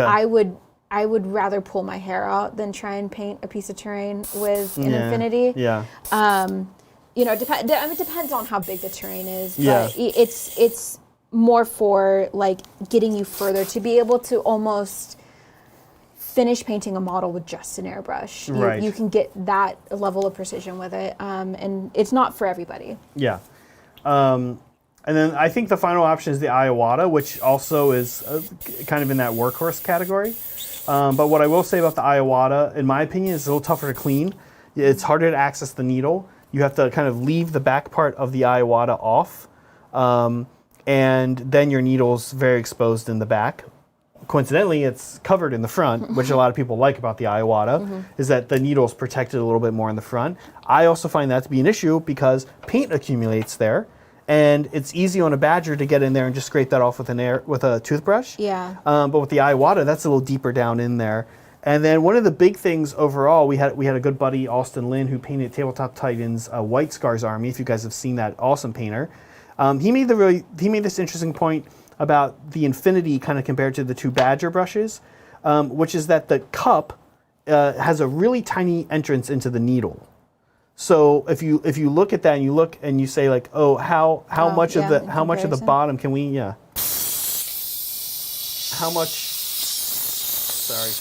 We're gonna have to get that fixed, Brett. No, I'm just kidding. That's kind of my thing. So if you look at this, you can see. Look how you can nice and clearly see on the left. That's the badger. You can just see the needle down there and the pot and the well and everything. And then look on the right. That's the Cult of Paint Infinity. So for my it's like a keep clean thing, right? Are you going to be able to keep it clean? And it can be something where it can be harder. I'm guessing. I don't know, Kat, what your experience has been, but to keep the to get in and clean, or do you take it off? You do, yeah. But you don't always want to be taking it like while you're painting, right? Like.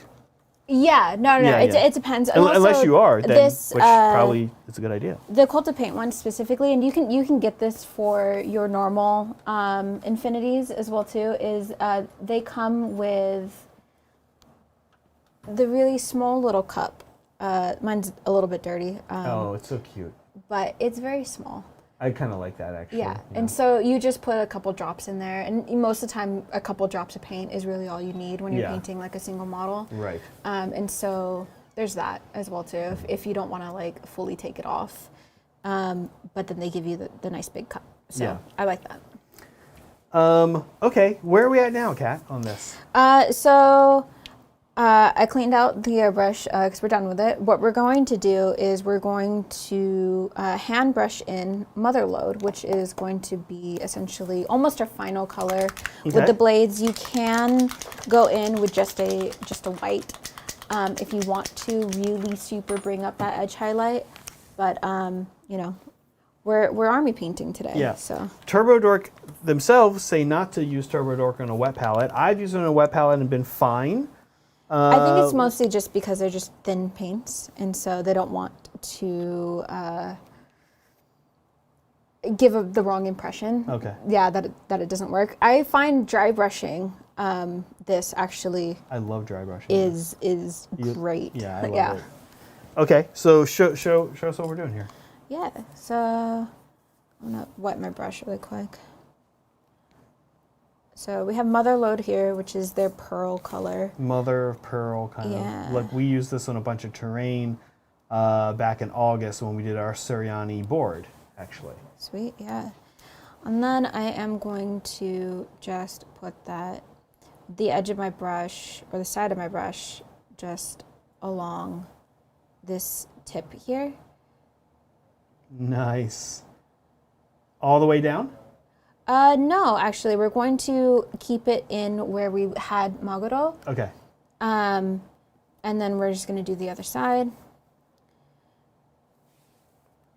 And if you find that this isn't enough of a highlight for you, you can go in, paint it white, and then paint back over with Motherlode. That's totally fine.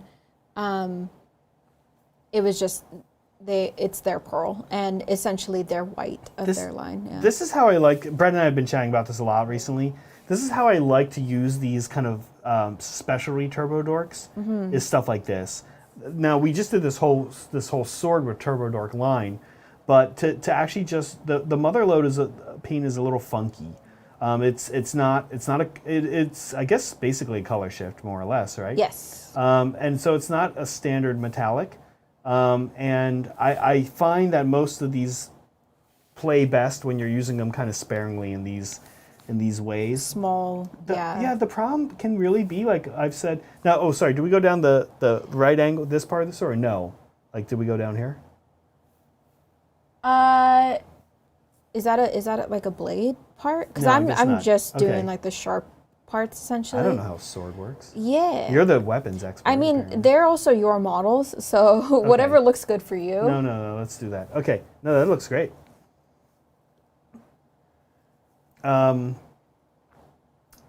Thank you, Crypt Shadow. Hey, Zach, I turned 30 today, loving the quote, and should take it to heart because I've been procrastinating painting my models. Need to be braver.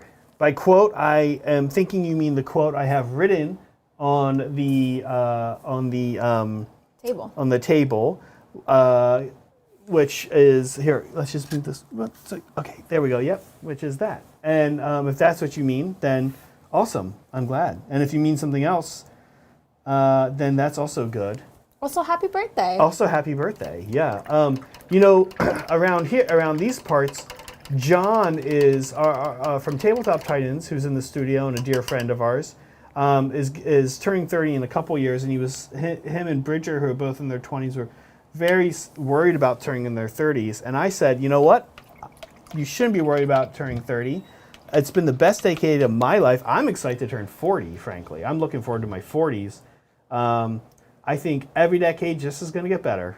That's my approach. Interesting. Yeah. I think it's going to be true. Yeah. Crossing my fingers. I'll know when it's not going to be true. I don't know what the 30s are like, but I guess we'll see when we get there. Yeah, when you get there, you're going to be like, but it's been the best decade so far. Your brain, you think a little bit better. You take your time with things sometimes. It's nice. It's nice. I want to say the later part of my 20s has been just really just a lot. In your 20s, it's like every few years, you're like almost a different person. Yeah. And in the 30s, it kind of like settles down and like, this is it. This is who I am now. So there's that. And you know what? Enjoy your 30s, man. You're going to love it. Yeah. Happy birthday. It was my birthday recently. Your last birthday month, was so recently, yeah. Okay, the sword. Is the sword done? What I would do after this is just stylistic, because there is like a little design on here. Yeah. I would go back and paint that with whatever non-metallic color you would like to paint it. I think so if you want to paint it red, ties it back into the armor. I like the maybe. I also like the idea of painting it whatever color we're about to paint the helmet. Yeah. Okay, cool. So are we ready for the helmet? Sure, yeah. Okay, I guess we need to demask. Yes. Always a good demasking. Kat, can you demask in the little, everyone, we love a good demasking here. And then I covered the hilt of the sword because, obviously you don't want that to be metallic, or at least blue metallic. And it was also to protect the hand as well, too. Yeah. So I would go back in and paint that whatever color you want to paint the hilt of your sword. And there's definitely a spot for a gem down on the sword too. I'm now seeing, so we'll have to do that. Okay, well the arms, although we don't have to glue them yet. We can start to see some color points coming together here on the Wraith. So I'll put my guy on the glam cam, and you guys can see, like I was saying, that even though we got a lot of big old area of red here, it's fun because we actually, before we glue our guys, Kat, have to switch arms because the two arms go together. Yeah, okay. In a particular pose. I keep doing this thing where I put the guy on the back side as we rotate around. But here you go. You can see when he comes back around, you'll see the sword here, and you'll see I went ahead, I didn't glue, but I kind of stuck the left arm, which is going to be blue. And so you can see color points starting to come together. And I love how we now have this horizontal these horizontal framing. Points of blue. Yeah. And we're going to have vertical points of white. So it's going to be very exciting. Yeah, I like it. And I just think the metallic blue just ties really well into your vehicle. Yeah, I like that. Thank you. Good call. Yeah.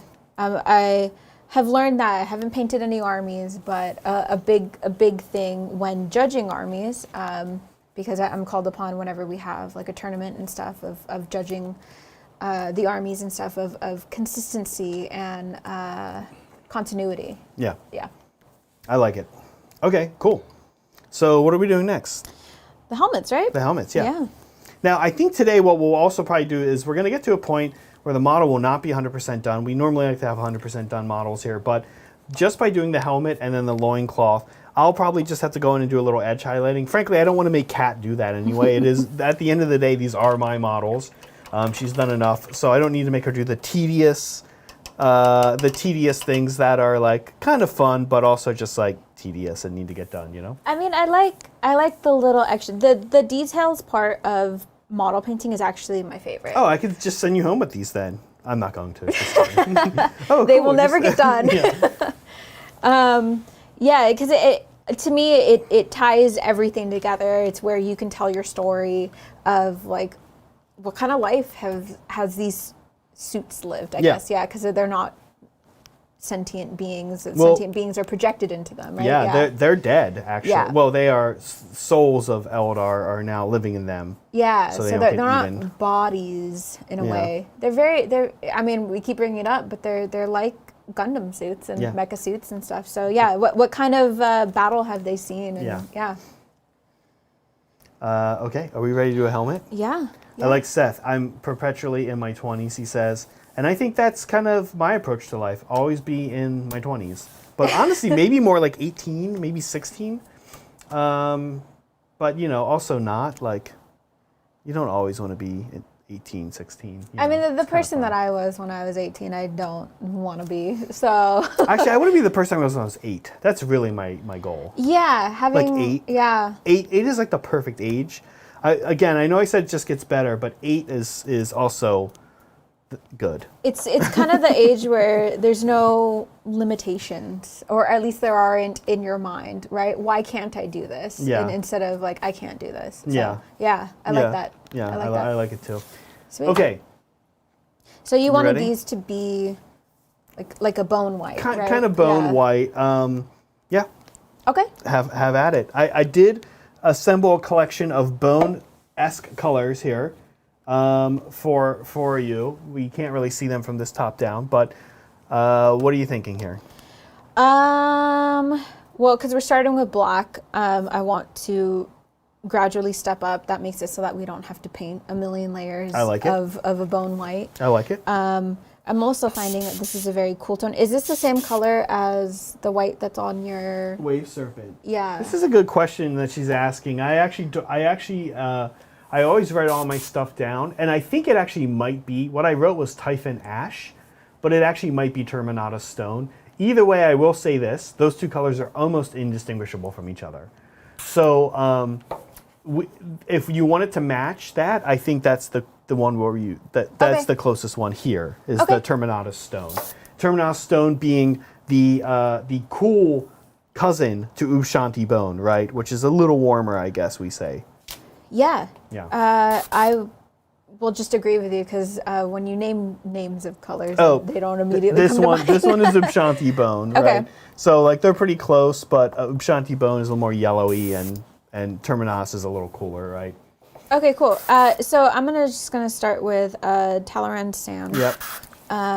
And go up from here is essentially what we want to do. Do you want a cork, or do you? Yeah, that would be really. Yeah, we've cool. got some corks. Cork sticks. Yeah. Yes. Now, folks asking, is there fan stuff? As we get underway here now, let me ask actually before we do fan stuff, Kat. Anything special here? Or are we just pretty much covering this guy? I'm just gonna cover it. Okay. I'm gonna cover all of the black, Okay. and not do what we've done with the bodies. And I can try and fade it in a little bit in the back, but I imagine that you want it to be pretty white. I do. Yeah. So I'm gonna cover all of the black. Okay. We do have fan stuff as Kat and I get underway here, of course, as always. This week, I will say, I know I say this every week, this week it was particularly hard. I know, again, I say every week it was particularly hard, but it continues to be particularly true. So again, once again, a particularly hard week of a lot of particularly good hobby projects from particularly good hobby people. Right. So here we go. Croak always looks good. I mean, guys, look, if you craft store paint a Croak up, I'm going to put him on hobby. Craft store paint a Croak up, I'm going to put him on here, right? He just always looks so good. He is basically a diorama of a model. He's the lizard man. The frog? The frog guy with all mummy, the circles the mummy frog. Yeah, okay. going around him. Like, it's just an incredible piece. Anytime you're like anytime you're like half a piece of terrain and half a model, it's like always an amazing, always amazing. Yeah, I like that. I don't know the history of a lot of Games Workshop models, but I do find that they're putting a lot more emphasis in little bits and flavor in bases and They have been doing that a lot, especially in AOS, Age of Sigmar, right? yeah. I have heard a lot of complaints from the 40K players of like, AOS is getting the cooler models and stuff.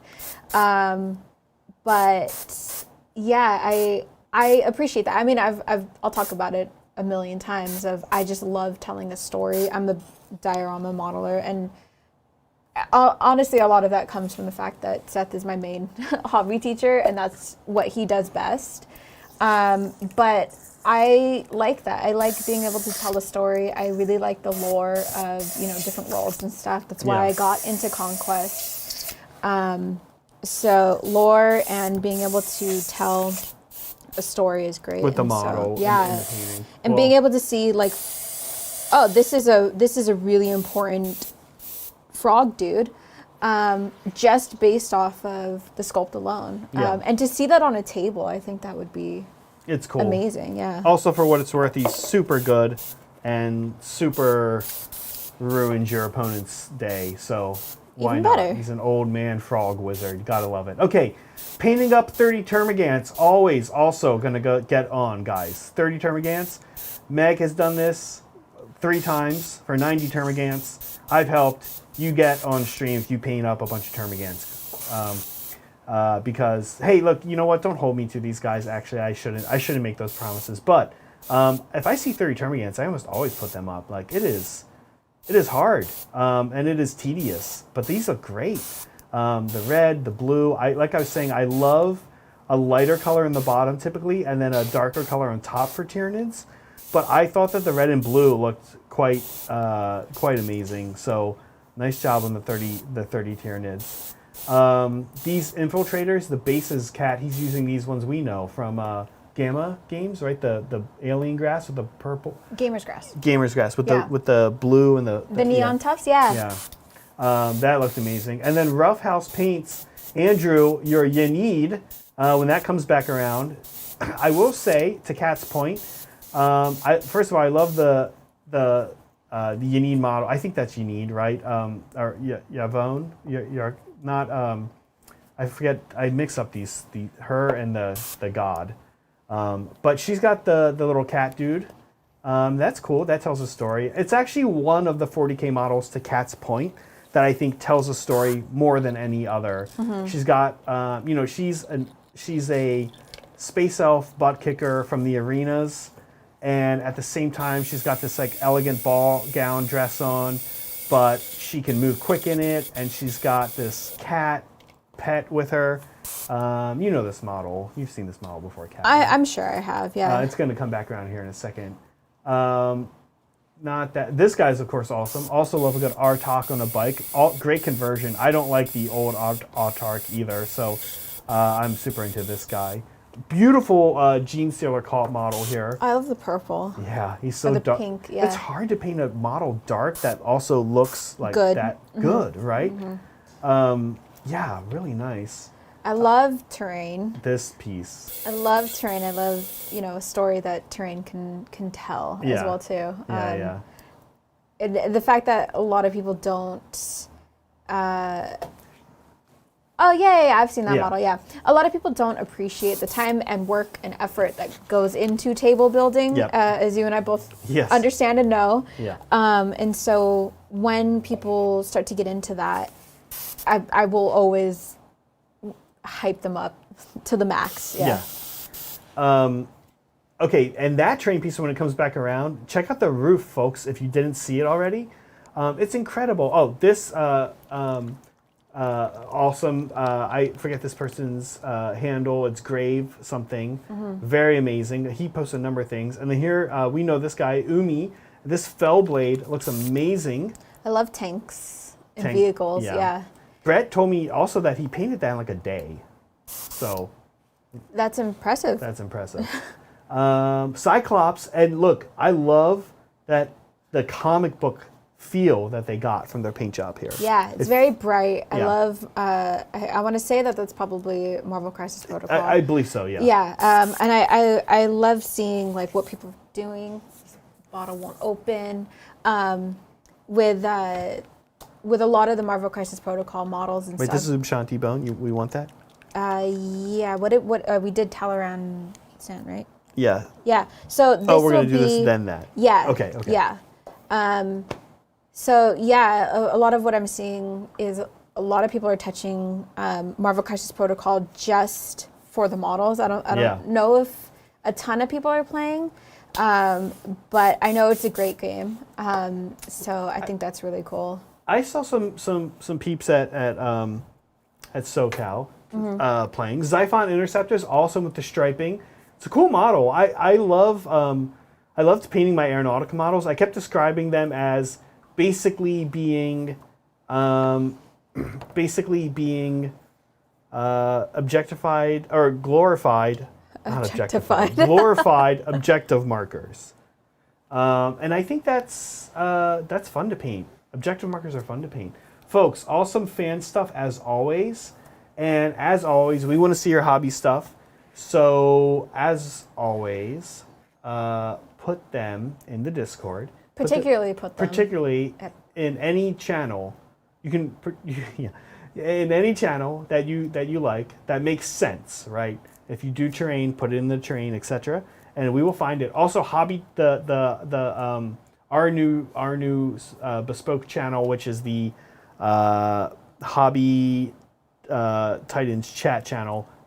If you're not sure, just toss it in there. We'll see it. Yeah. Sweet. Okay, where are we at now here? So now we're going to be essentially, because this, what color was this? Talaran sand? This is Talaran sand. Yeah, this was just to cover the black. Yeah. So Ushabti Bone is going to be what would be like our base paint, right? Like this would be the black to the red on what we did earlier. So this will cover majority of this. And then when we go in with Terminata Stone, we're not going to be covering all of this. Got it.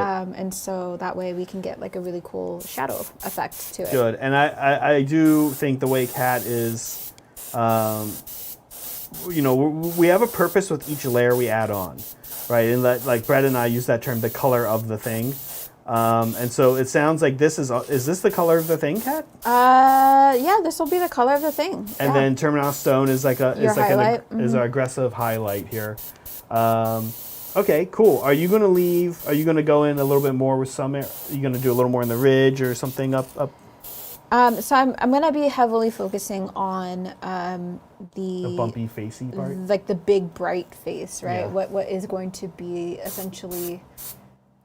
I mean, it's the face of your model, right? Yep. I'm focusing majority of the light there, and then allowing it to overspray back here as well too. Yeah, and we're doing that thing again where even though this is the color of the thing, we're putting a little bit more of it down and covering a little bit more of the previous color in the area where we are next going to highlight. So in other words, we are kind of starting our highlight here a little bit, right? Yeah, you paint like you're highlighting majority of the time. Every time you go up in color, you're going to be painting like you're highlighting. Yep.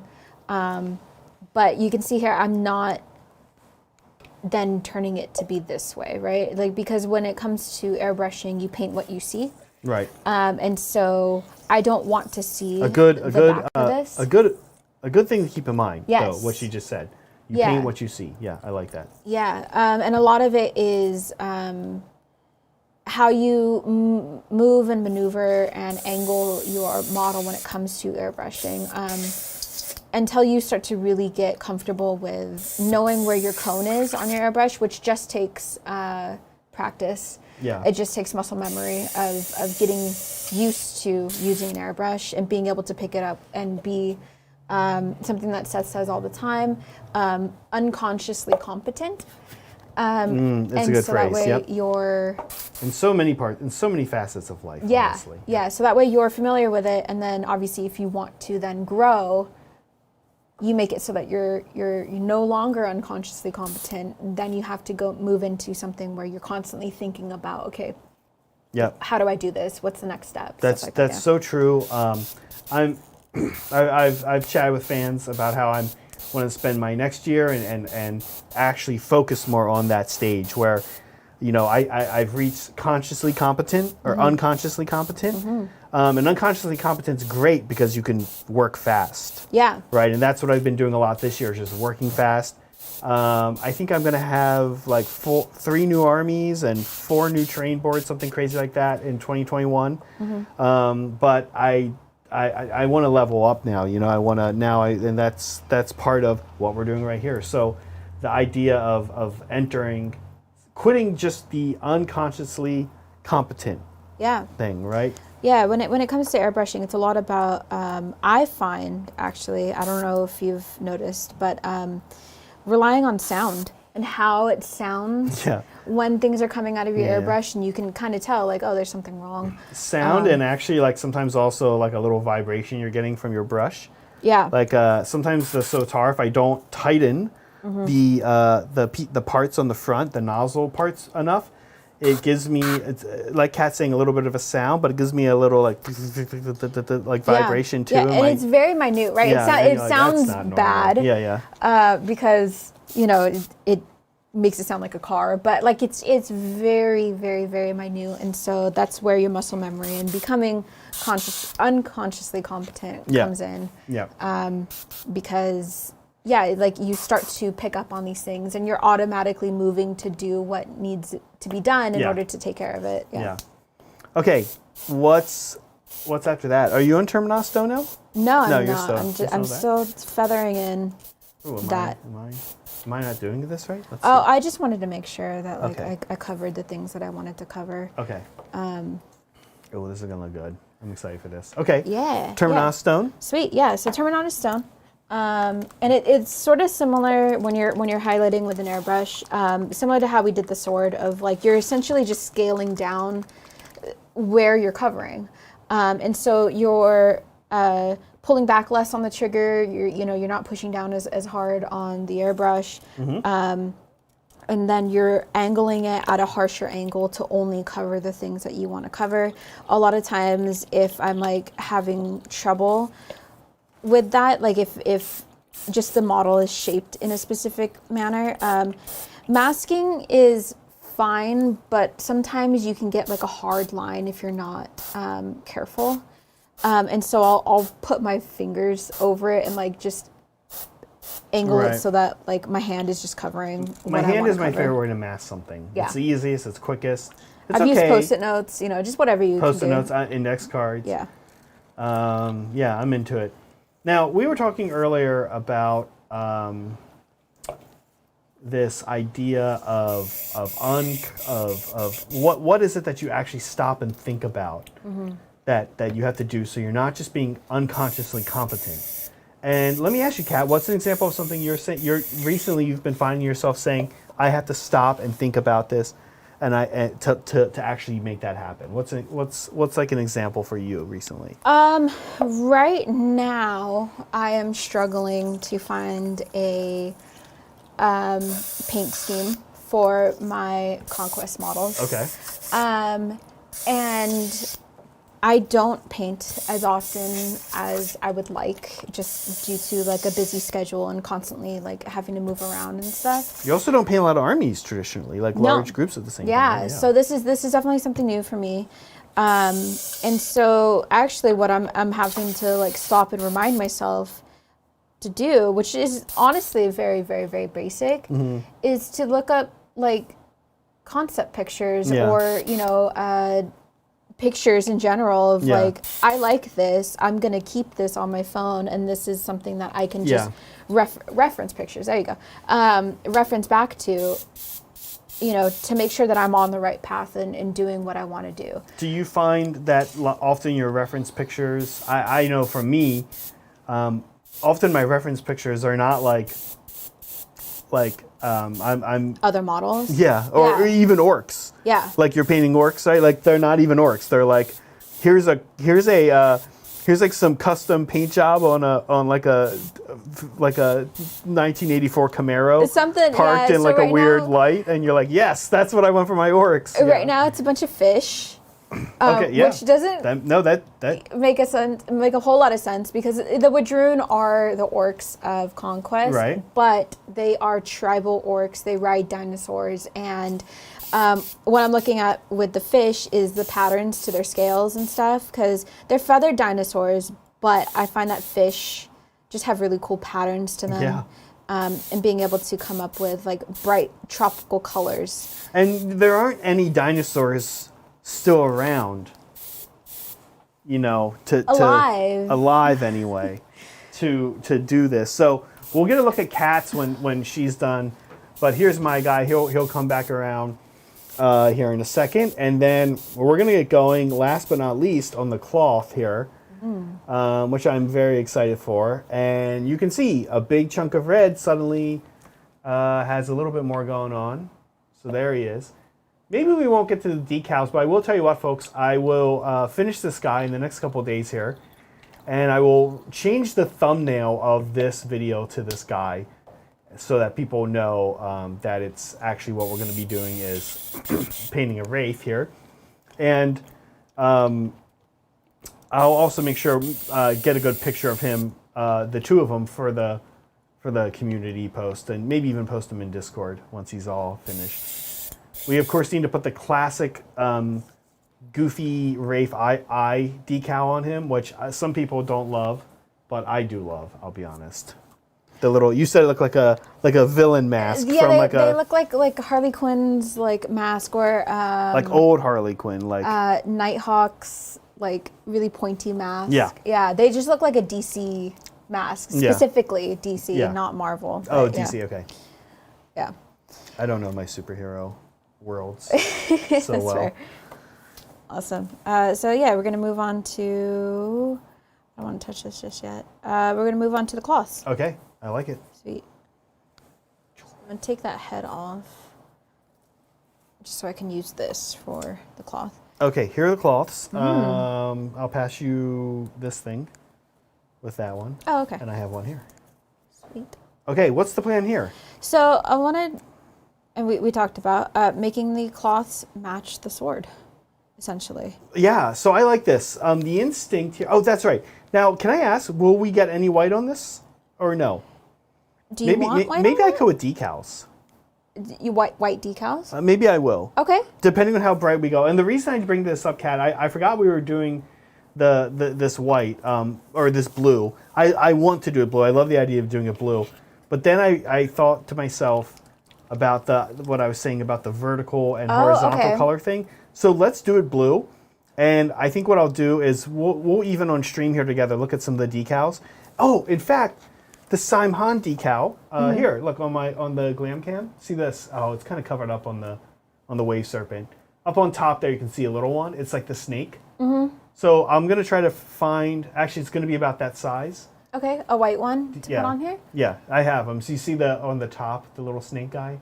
Yeah. Okay, I'm gonna put that on this. So I've never really played with decals before. Can you paint them a different color before you put them on? Would you want to? You could. Why? Do you think we should do them? Oh, I was just gonna say you can just match the sort of bone color. Oh. But it depends on what you want to do. I might be able to do that. Sometimes you can do it after they're even on. It sort of depends.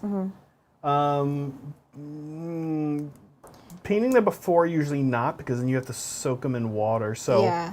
The white decals, of course, are easy to go over. What I have done before is I had a white decal on red, and I painted it carefully with the GW yellow wash. Oh, okay. So you can do that, but the bone color will be a little challenging. I think I'd have to think how to do that. Yeah, honestly, I probably wouldn't really worry about it either. And another thing that you can do when we're done painting this blue is you can just pretend like it's outlined in something where you just go down these edges with the bone color as well too. Yeah. I like it. Okay. Oh, watch out! You got your lava paint there. What are we? What color are we doing here? We're doing purple Phoenician first. Purple. Okay. Now, talk to me about why we're doing purple when we're about to do blue. Yeah, so I'm all about painting in translucent, really thin layers. Okay. So I'm basing this in purple because I want this blue to be really rich, because the metallic blues on the sword are very rich in blue. Okay. But sometimes when you're painting blue on top of black, or when you're surrounding it with a bunch of warm colors, it can look a little bit off and not as like rich, deep blue as you want it to be. Okay. So basing it in a purple, or you can do it in a reddish black.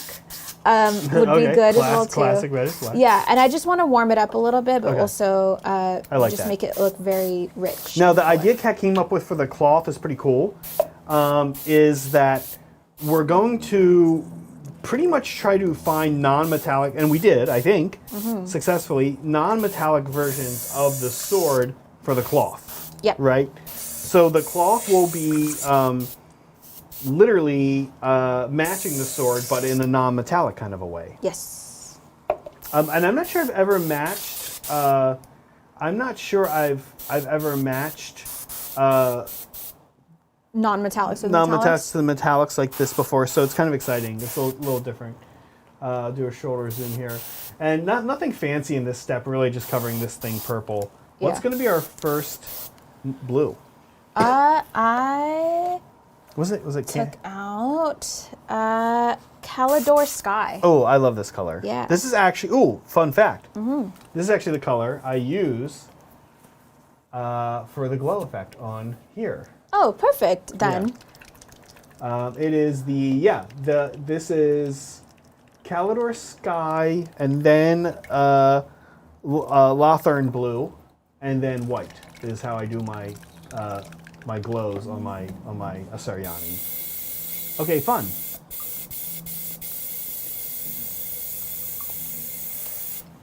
Yeah, and the highlight color that we're going to go into is a pretty light blue. So if you wanted to, we can go all the way up to a white as well too, if you want to. It just depends on how dark you want to keep this. Got it. Okay. Yeah.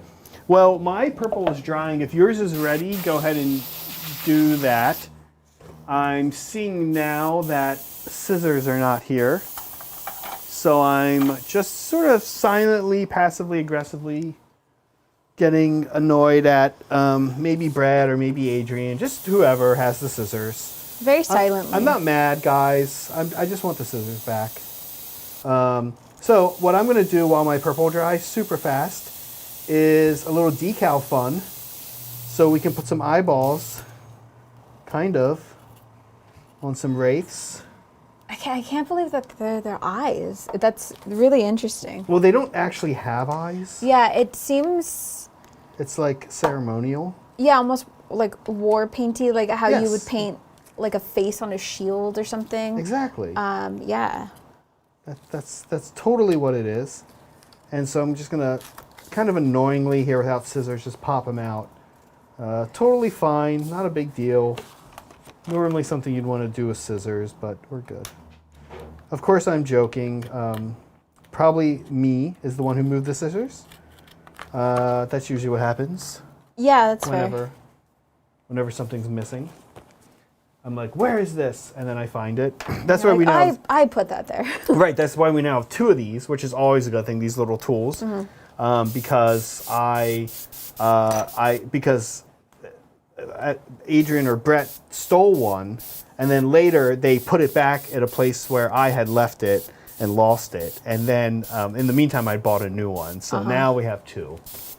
Okay. How are you? Did yours dry? Did mine Yeah, dry? so I was a little too thick with my a purple. little tip and trick, just blow air at it through your I have. airbrush as well too. Oh, I see. I have mine lined up with the fan here that we have. Oh, I see. But maybe I'm a little too far away from the fan. Okay. In the meantime, we'll get a couple eyeballs going on some wraiths. Sweet. Because even though we won't 100% finish the wraiths on stream today, some nice little infinity eyeballs on their masks are going to be like, cool. Like it gives them a little bit of a soul. A little bit, or the appearance of one. Yeah. Right? They're the good guys. They are the good guys. Of course, folks at home, if you haven't seen us do this, let's see what Kat's up to real quick. Okay. Ooh. Actually, yeah, I don't normally do blue over purple. You can kind of see, even it comes out actually a lot more on camera, the purple. Yeah, it kind of does, huh? Which is really interesting. But yeah, I sprayed a thinner layer up at the top, because that is technically kind of what will sort of be in shadow-ish. And then sprayed it a little bit heavier on the bottom here in blue. It's also still wet, which is probably why it's coming out a little bit more. But yeah, and then I just did on the opposite side a little bit more as well too. I like this. Yeah. I mean, it kind of makes sense to do blue over purple, but if I'm honest, I've never done it. Yeah. And it gets into like color wheel and color theory and stuff like that of how you layer your paints. This is a really important thing when you get more into glazing. Yeah. Is paying attention to what colors you're putting on top of other colors, because if you start to do too much, it starts to look muddy. And it's really hard to come back from that, at least with glazing. Then you have to just paint opaquely over it, and then you're adding more layers to it. You're building up, layers, and it can clog detail, stuff like that. So that's when you get into competition painting and really wanting to put as little and as thin of layers onto a model as you possibly can. You start to pay more attention to how you are filtering your colors, essentially. Yeah, so. I think that's good to hear. Yeah. Because, like I said, it looks immediately amazing, and it of course it kind of makes total sense, but just not normally something I would do. Okay, you want to pass me your Wraith head? Sure. Yeah. So not a big decal fan? Well, You tend to pay a lot of natural stuff. yeah. When I painted your guys's night, I put your club logo on it, and that was actually cut out with a stencil or with a stencil cutter. So kind of sort of decal, but obviously, you guys didn't have set decals and stuff. No. I've never had the need to use one before or use them before, because I don't. You're painting like a horse and a wolf, etc. Yeah, you there's tend to not there's no need it. decals on that. Yeah. So yeah, and then I haven't gotten to the point where I have painted my Gundam kits and stuff. So Oh, I see, because they're going to have decals. yeah, Yeah. they would have decals, and I wouldn't hand paint like the little numbers on them and stuff. That just sounds Right. like a way to go crazy. So yeah. Well, Tex wins comment of the night with, in some ways it's more interesting when you can't find your tools. Since this is something I accidentally said once and has stuck with me. I'll add that it is interesting. It is, and I had to learn some workarounds for it. And you know what? I think I grew as a person. Didn't have scissors. Didn't have tweezers either. Tweezers are missing. Again, not naming names, but tweezers are missing. It's probably me, if I'm honest. But we'll have to first, before we can confirm that, suspect both Brett and Adrian. Brett's in chat. So we're gonna do that first, but then when we find out it's me, don't worry, guys. I will hold myself as accountable. No tweezers, no scissors, but the decals still came out. You want to see? Sure. Yeah. There we go. Here, I'll pass your head back. We can put it on. I mean, it's nothing special, but there it is. Sweet. He has got his. He's got his little face. I'm actually still gonna do some micro saw on that. Just to flatten it out a little bit just to more. flatten it out Yeah. a little bit more. Okay.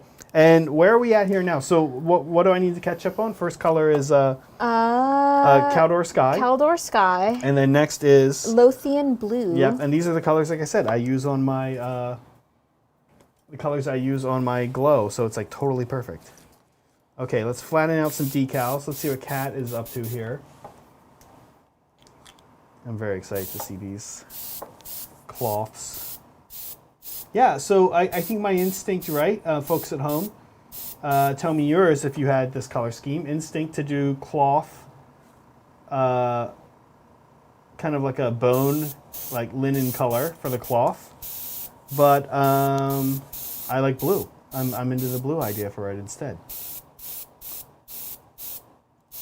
Yeah, I think the box art for these have like a linen color cloth, right? I think so. Well, actually, Kat, you were saying that you're not super familiar with the normal Saim Hann paint scheme, but I know you see the boxes for all of these models. The Saim Hann is the one always on the box, the red one. Okay. Whenever you see these guys, any of these Eldar, Suryani, Craft World, whatever it says, they're pretty much always they're like the ultramarines Okay. of the space elves. Okay. Like the default one that usually gets shown, I think. Okay, I gotta catch up. Here we go. I do love me some Caldor Sky. Oh, I already put it in my airbrush. Hopefully it's It's still good. to go. Sweet. Can I see yours real quick? Yeah. In person? Did we do the whole thing in Caldor Sky? Yes. Okay. Yeah. I more thinly painted it towards the top. Okay. So you have more of the purple coming out, and then I went a little bit more heavy-handed with it towards the bottom. Okay. But you can also see that I'm putting Lothian blue towards the bottom, and I'm, again, angling it so that I am just spraying the light color down the cloth. And so it's only hitting the edges. And then if you wanted to go a step further, if, I don't know if you can do this with an airbrush, of taking a really thinned out Caldor Sky and glazing in from the top down into the recesses and just with the little folds and stuff, so that way you can get more dimension with the folds of the fabric. Right now we're getting a lot of dimension just in the weave of the fabric itself. Okay. And just like the color that it would have been dyed. Okay. But if you want to get the shadows into the weaves and stuff, you would take a glazed version of Caldor Sky. So you can use glazed medium. I wouldn't use water because it thins it out a little bit too much. Okay, of course, right? We always said that always gives a little funky effect when you try to get water to do some kind of something like that for you, right? Water's a solvent, and so it will start to break your paints down the more you add to it. So I talk about it a lot if anyone's ever come into the store and gotten like painting advice from me, is it breaks your surface tension of your paint. And so if you find that you are painting with really thin paints and you start to get that coffee filter effect where your pigments will settle just on the edges of where you painted it, you've broken it down too much. You broke your surface tension. Okay. And so that's where glaze medium and transparator actually come in. I do love me some transparator. In handy, yeah. Oh my gosh, blue over purple. Where have you been all my life? This is incredible. This look is so cool. I want to paint a blue army now. Well, there is a really cool 40K blue army. There is just very popular. Yeah, it's a little popular. But oh my gosh, this would be such a good look for Ultramarines, to be honest with you. Wow. What a look. What are some other magic base coat one color going over top that I haven't heard of? Because I do a lot of this with skin, not skin. Skin, like we know that for skin, right? With skin, you're like reddish black. You're always like, okay, my skin, it's going to be like tan skin or olive Mediterranean skin. You're like starting green. You're like, what? Like we know skin's funky. What else is like funky outside of skin? Oftentimes when I am painting purple, sometimes I'll paint orange underneath it. Oh, or that sounds weird. Why does that happen? So if I want it to be a very warm purple, more like a reddish purple, then I'll paint an orange underneath it. Okay, I like that. That's super. If you want, again, with exciting. blue, opposite side of blue, if you want it to be very vibrant, very pop, very almost glowy. Yeah. You paint an orange underneath it. It's the opposite of blue. Okay, I'm sorry. I'm not. I'm just looking to see what's going on here. Yeah. Let's shoulder zoom you. Well, sorry, Kat, I interrupted you. No, it's all my good. own. Okay, got it. Okay. Yeah. About halfway up. So I angled it like this, and like how we did the sword. I just sprayed down, but only using the cone to bring it back up. Right. Got it. So. Okay, orange for purple, orange for blue. If you want a very warm rust red, paint it green first. Which almost makes like brown, right? Green and red together. Yeah, so like a rust red would be like a green and red. It's essentially, when you look at the color wheel, it's kind of like not direct opposites, but like almost going into a Y essentially. Okay. Of like what will warm it up and what will cool it down. And so that's where you start getting into filters and translucent layers and stuff, and making things more vibrant and having things pop a little bit more. I will say one thing about what we're doing right here, folks at home. If you have something like this and you want to test your, I guess what's a version of Zenithal, like this is a back, so I should have done that first. I'm fine with the way it came out, but it's not a bad way to test, right? Because we're not going to see the back. Sorry, not Kat. I know you're like, yes, you are. But outside of competition painting, we're really not going to see, right? Yeah. I mean, if you're just playing on a table, or if you just have it on display in a case or something like that, yeah, you're not going to see the back. Can I see how, if I did this more or less right? Okay, a little more at the bottom. Looks like you went kind of heavy down there at the bottom in a good way, so let me make sure I'm doing that. Yeah, and so this is the point where if you wanted to go up to white, we would then bring the white in, and then fade it back in with Lothian blue. But maybe not because of the decals, you think?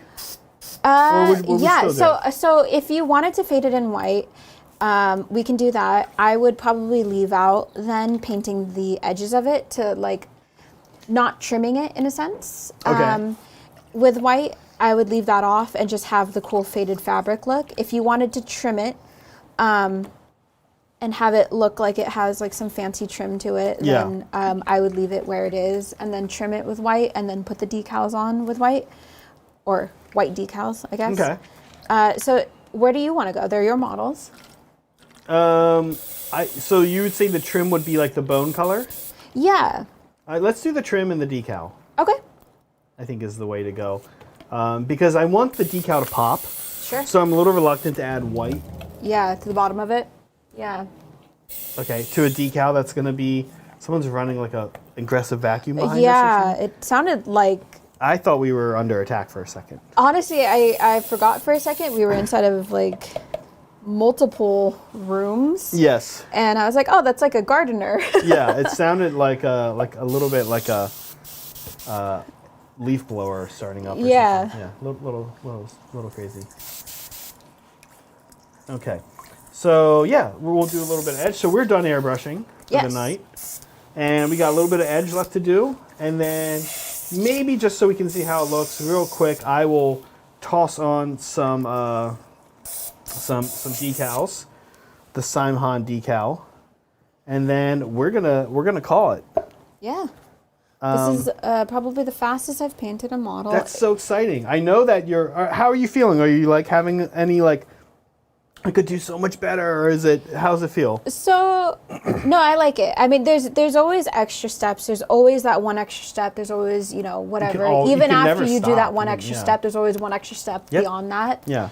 And so I probably would go through and pick out some of these bumps and stuff. Yeah. Well, I probably will too. Like you're saying, the gems. Yeah. I'm going to put a couple. All of these models need to have a couple of gems on them, so of course we'll do that. What else? What else is like? How else are you feeling about what's missing? And I mean the hilt of the sword isn't painted. But other than that, some weathering. I think some weathering would do it a lot of good. I'm not entirely sure if these guys are normally. I don't weather. Depending on the army I play, I weather or don't weather, and I don't weather these guys. Okay. Personally, but you're not wrong. It's a choice. In general, as you can see from the glam cam shot of the Wave Serpent, I like everything clean, nice. The Eldar have got their act together. They're this kind of race where I imagine they like the idea that a Wave Serpent even, it's like in Lord of the Rings, where like Legolas never gets dirty. That's kind of like what they are, right? Right, yeah, they're space elves. Yeah. Okay. So cool. They just don't get dirty in my mind. It also saves me from doing weathering, but weathering's fun. And frankly, it's usually not that hard. Is really fun. It's also a really great way of covering up any mistakes. Yeah. So when a little insight, a little bit more, not to bring up a model a lot of times that like neither one of us has seen in a couple years, because you gave it away. Oh, the night, yeah. Yeah, when I was painting that, honestly, the majority of it was painted that weekend that you guys had your event. Sure, that's awesome. And I would not have wanted to find out that you had stressed over and been working on that for months. That it felt awful. yeah, and I was using these lacquer metallic paints, Yeah. just because they're the easiest to put through an airbrush. But they take a long time to cure, and so I had touched pieces of it that were still very wet, and so my fingerprints were all over it, and it wasn't like I had left anything, it was just indented into it. And so I was like, cool, this is where rust deposits are gonna go. I like it. Yeah. So I like weathering a lot. So I'm gonna show zoom on you here. Show me some highlighting. What are we doing here? Yeah, so I'm painting the Terminatus stone. Terminatus stone. Yeah. A cool bone, and oh my gosh, Terminatus stone with blue is gonna look so good. I'm not sure I've ever done this. We're just kind of going along the edge. Yeah. I just want to make it look like it's been.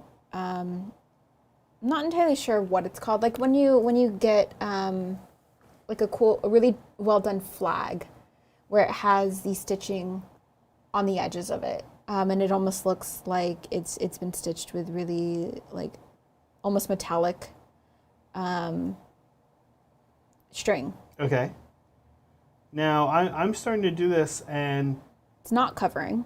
it's covering okay. Is yours covering okay? Yeah. Mine's covering okay. The issue actually I'm having is as I look at it head on, when I just do the edges, it's not showing up on the front. So am I gonna have to curl into the front a little bit? You're gonna have to curl into the front a little bit, yeah.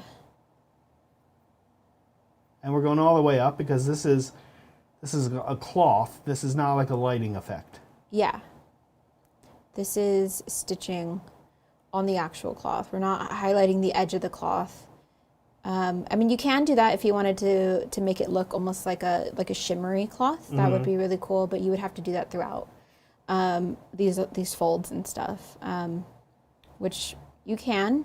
I think that would be really cool, but that's not the effect that we're trying to go for. And honestly, I think I'm gonna mix some white into this. I was gonna ask. Because it's not popping the way that I would like it to pop. Okay, I was gonna ask. Yeah. Which I think as you're painting things, that's a good thing to note of, like, if it's not working out for you, change it. Yeah. Now, did you do the top here? No, I did not. Okay. Yeah. You did the bottom though? I did not. Just the edges, just the sides. If you didn't did layer? on yours, no, I did not. But since you did on yours, I will do it on mine. Okay. I kind of like it on the bottom. Okay. Yeah. I have a little mouse sling that I painted a really long time ago. Honestly, it was probably my first competition piece, and I did like it wasn't the bottom, but I did a stripe towards the bottom of his cloak, and his cloak was purple, and I made this stripe a really nice, bright, shiny, almost metallic-y looking blue, and I wanted it to stand out a lot, and it was just a practice in brushwork, but also being able to glaze really well as well, because that's a lot of what cloth is glazing. So getting good with that. Well, we might be having you back in the near future to investigate that with us, right? Yeah. Okay, talk to me about what we're. Tease. Yeah, talk to me about what we're doing with the white. Are we just full coverage here? Yeah. So I mixed it with the Terminatus stone just to. Like 1-to-1. Yeah, just to make it so that it covers a little bit better, because the Terminatus stone by itself, I think, is a little bit too dark and too warm to really stand out against this blue and look purposeful. Got it. So. Okay. Yeah. The end color that you have here is almost white, but you can see a little bit of like the bone. Yeah, and having it be far away from the helmet, you can kind of be like, is that the same color? And, you know, since it's going to be glued on to the piece, it's not like you can take the cloth off and, you know, hold it up to the helmet. Can you imagine being at like a competition painting and somebody just snapped it off and checked and was like, not consistent? That's like a nightmare of people who do competitive painting. Do you have nightmares like that? I think any judge who did that would be escorted out of the building. That's good. That's good to hear. Yeah. But it still would be kind of funny, right? That would be funny, but also that's not what they look for. What do painting judges look for? From my point of view of when I've judged a couple of different things is how many steps did you take? How far did you take this model? Did you do the 2 to 3 or 4 or 5 extra steps that you could do?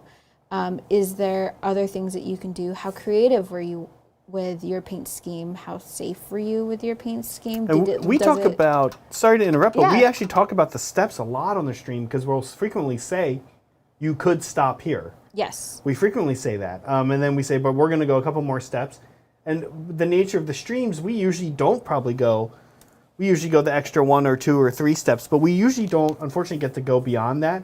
We're gonna change that where Kat and I have maybe models that are already quite far along, and you get to see us do the last 1 or 2 steps, right? Right, yeah. Okay, so that's interesting to hear. Sorry to interrupt. You're saying No, it's all good. You're saying the extra steps. I thought that was interesting. Yeah, and then there's other stuff of you know, does your paint scheme work? Are you telling a story? You know, is it consistent? Is there you know, continuity throughout? Like especially if you're doing a squad, you know, do they look like they're a part of the same squad? It's just stuff like that of how creative were you? How far did you go? Okay. And I'm not entirely sure, you know, when it comes to like the Golden Demon, stuff like that, where it's like even higher level of painting, what they go for and what they look for. But it's just essentially, did you paint this really well? And that's what I like a lot about merit level painting competitions, where it's not just a solid, you know, 1, 2, 3, and that's it. You get a gold if you score above a certain level. You get a bronze or whatever if you score up to a certain level. And so it's essentially like you're competing with yourself, which I like a lot, and I think is the most fair, right? Because when it comes down to these 3 models here, these 4 models here are perfect in every single way, let's start trying to find the flaws. I think that really sucks for people. And you know, it isn't what miniature painting should be, at least in my opinion. When you start trying to look for flaws and trying to like take points away from somebody because, oh, this backside isn't painted completely 100% to perfection, and you're taking a microscope to it, then it's kind of like, is that really necessary? Is that really a part of model painting? So yeah, I mean, you can talk and get really in depth with it of, you know, what you would consider to be a competition level piece. Okay. And it's really just a display level piece. You go further with your steps. I see. Okay. Well, that's really interesting to know, because I don't know. I think like it makes sense. It's right. Like it's almost like, did you just get lazy and stop? Well, this guy didn't get lazy and stop, or this, you know, here somebody didn't get lazy and stop, and they did the next few steps. So that's kind of interesting to hear, actually. Yeah. I mean, as long as they're done well, right? Mm-hmm. I mean, yeah, if they're just done poorly, then, you know, what can you do? Right. Yeah, I mean, you give that person feedback. A lot of the reason why I got really into competition painting is mainly for the feedback, right? Like I like getting model or like trophies and prizes and stuff, but I want to know what I can do next time in order to then get that next step, because a lot of times it's not laziness, it's mainly like you didn't know. Right. And so I just want to know, like, how far can I take this? How far can I go personally? And, I'm happy with what I paint. It's not that, like, I'm, like, dissatisfied, which is why I want to continue going. Right. I just want to know how far I can go. And it's just a sheer level of how good can I get? And I like doing that. Yeah, same. I think I totally agree with that. And it's for myself as well, and it's it's something where then it is fun also to have other people look at your models and go, wow, those are cool. Mm-hmm. That's always great. But yeah, really, it's kind of for yourself. Yeah. Honestly, Brett makes fun of me a lot. I don't like playing with other people's models when I game. Okay. I really dislike it. Now I will, like I played last night in the stream. I'll play with someone's entire army for a reason. But I don't like adding. They're like, oh, I have that model. You can just add to your army. Like, it's not paint the same. It's not this. No, like I'm not into that for whatever reason. Okay. So just the idea of being able to do it yourself, right, and just get that out there yourself. Super interesting. How are we doing here? I think I'm done with the cape for the most part. I mean, there are some places that I can re-go over and stuff because the blue is still poking through. Can we trade swords? Yeah. And then if you pass that to me, whenever you're ready, I will do a little bit of decal on him. Actually, we don't have to do that. I can add the decal. I put a decal on mine, so you guys can see where the decal goes. Actually, kind of a tiny one, all the way in the bottom left. I'll pass this into Kat's top-down view. Let's see. There he is. Oh, that's cute. Yeah, I didn't want to do a big one because I thought, but like I like the rim. If we hadn't done the rim, I guess it would have done a big one. But with the rim, which I like, we're gonna do the tiny one. Yeah. Okay, let's trade swords. Trade swords. And wait, do we trade swords or not? No, maybe we don't trade swords. No, I think we don't trade swords. Yeah, the arms are a little bit different. The arms are different. Do we trade and blue arms? No. Okay. We because you're a guy here. I can, not that I don't trust you to glue, but I have a very specific pose that I want to do with your guy. He's going to be like holding his sword, like come get it, come. Doing like that kind of a come get it thing. Mm-hmm. Is the head on? The head's just kind of go on. Yeah. I'm going to obviously eventually glue, but it's covered with some paint, so it's a little tough. Okay. There we go. All right, so let's do a quick glue. Mostly since Brett's still in chat, I just want to show off my cool pose to Brett. Oh, sorry. You don't have to. I'm making you sit there and hold it like. Okay, so this goes here. Think. Did I do this? Yeah. And then this goes like he's just kind of like stroking the blade and being like, haha. Yes. Big old come get it. Okay. All right, here's yes, the cloth. Yeah. Okay, let's glue this on. I think I feel confident in my decal abilities to decal something after it's been glued on, or I can just snap it off and do it. Okay, how'd it feel? Wraith in 2.5 hours. Wraithlord in 2.5 hours. Good. Yeah. I mean, they're your models. I like it. I think it's really cool. I like the blue and the red a lot. So. Now I will have to edge highlight, which is fine. Can I get these guys to stand? I bet I can with a bottle of paint to help. There we go. No bases yet either, folks. So I will have to base them. There. Come on. I always do this. You always like time it so poor. I always time it so poorly. Okay, well there's coming around here now is the one Kat did. Okay. And in the back is the one I did. We got to put the decal yet on Kat's. And other than that, we are done. Oh, and you know, like I said, I have a few other things to do. I'm gonna have to edge highlight. I might do a decal on one of their shoulders, maybe the shoulder opposite of the decal on the bottom left, like their left shoulder. Sorry, the decal on the bottom right. But now, a couple of Wraithlords. Fun. Yeah, they look really cool.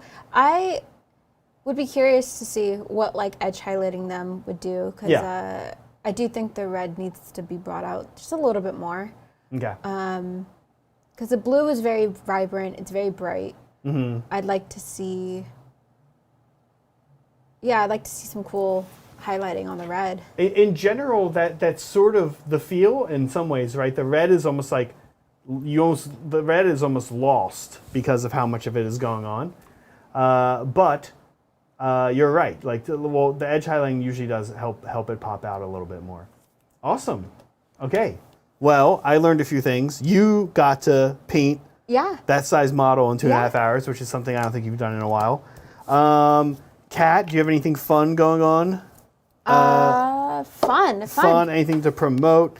Anything you're, I don't know, excited about? Product you want? Last shout out. Yeah. Yes. So next week, I will be in Maryland. Oh, right. Opening our College Park store in Maryland on Saturday. Saturday's our grand opening next week, which is very close, but that's really exciting. And then obviously in a couple weeks, there's Black Friday, which is always super fun. Yeah. We do it really big at Game Castle. Yeah. And so that's definitely really fun. If you have a Game Castle near you, definitely check them out, or you can check out our online store as well too. That's a big one. So yeah. The Maryland store is exciting to me. That's actually like right where my sister lives and kind of the area where I'm from. Awesome. So I'm really excited to be able to see that when I go back. Fun. Great. Well, tomorrow on Tabletop Titans, they're playing some 40K. If you watch them and you do like watching wargaming battle reports, new FAQs for 40K will be, in play there. So hint, hint. Who they're playing, what armies they'll be playing.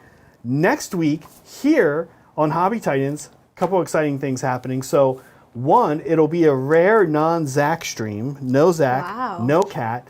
2 new guys in here, which I'm thinking means that both the Scissors and the Tweezers will be back, because it's Brett and it's Adrian, and they're going to be painting something hiding out behind us here. Some stuff from the Chow Length box for Kill Team. Some Tau, some Sisters. Very exciting. We also, next week, on Friday, not going to tell you what it is we're painting, but on Friday, we will have a bonus stream that Brett and I are doing at noon, Friday at noon Pacific time. So for a lot of you folks in England and in Europe in general, it will be like a reasonable time for you in case you want to join us live. So yes, very excited. Friday at noon. Not going to tell you what we're doing there, but it's going to be a lot of fun. So consider joining us for that. Beyond that, we start to get into nebulous areas of what's going on. But Thanksgiving is right around the corner. And you can imagine, of course, we will probably be painting tanks here at Hobby Titans around Thanksgiving, which is on Thursday. So conceivably, the Wednesday right before real Thanksgiving will be Thanksgiving. Yeah. Which makes perfect calendar sense. Okay, Kat, thank you once again so much for coming on. Thank you for having me. Folks at home, as we always like to say here, be kind to each other, be kind to yourself, and always be creating. See you guys.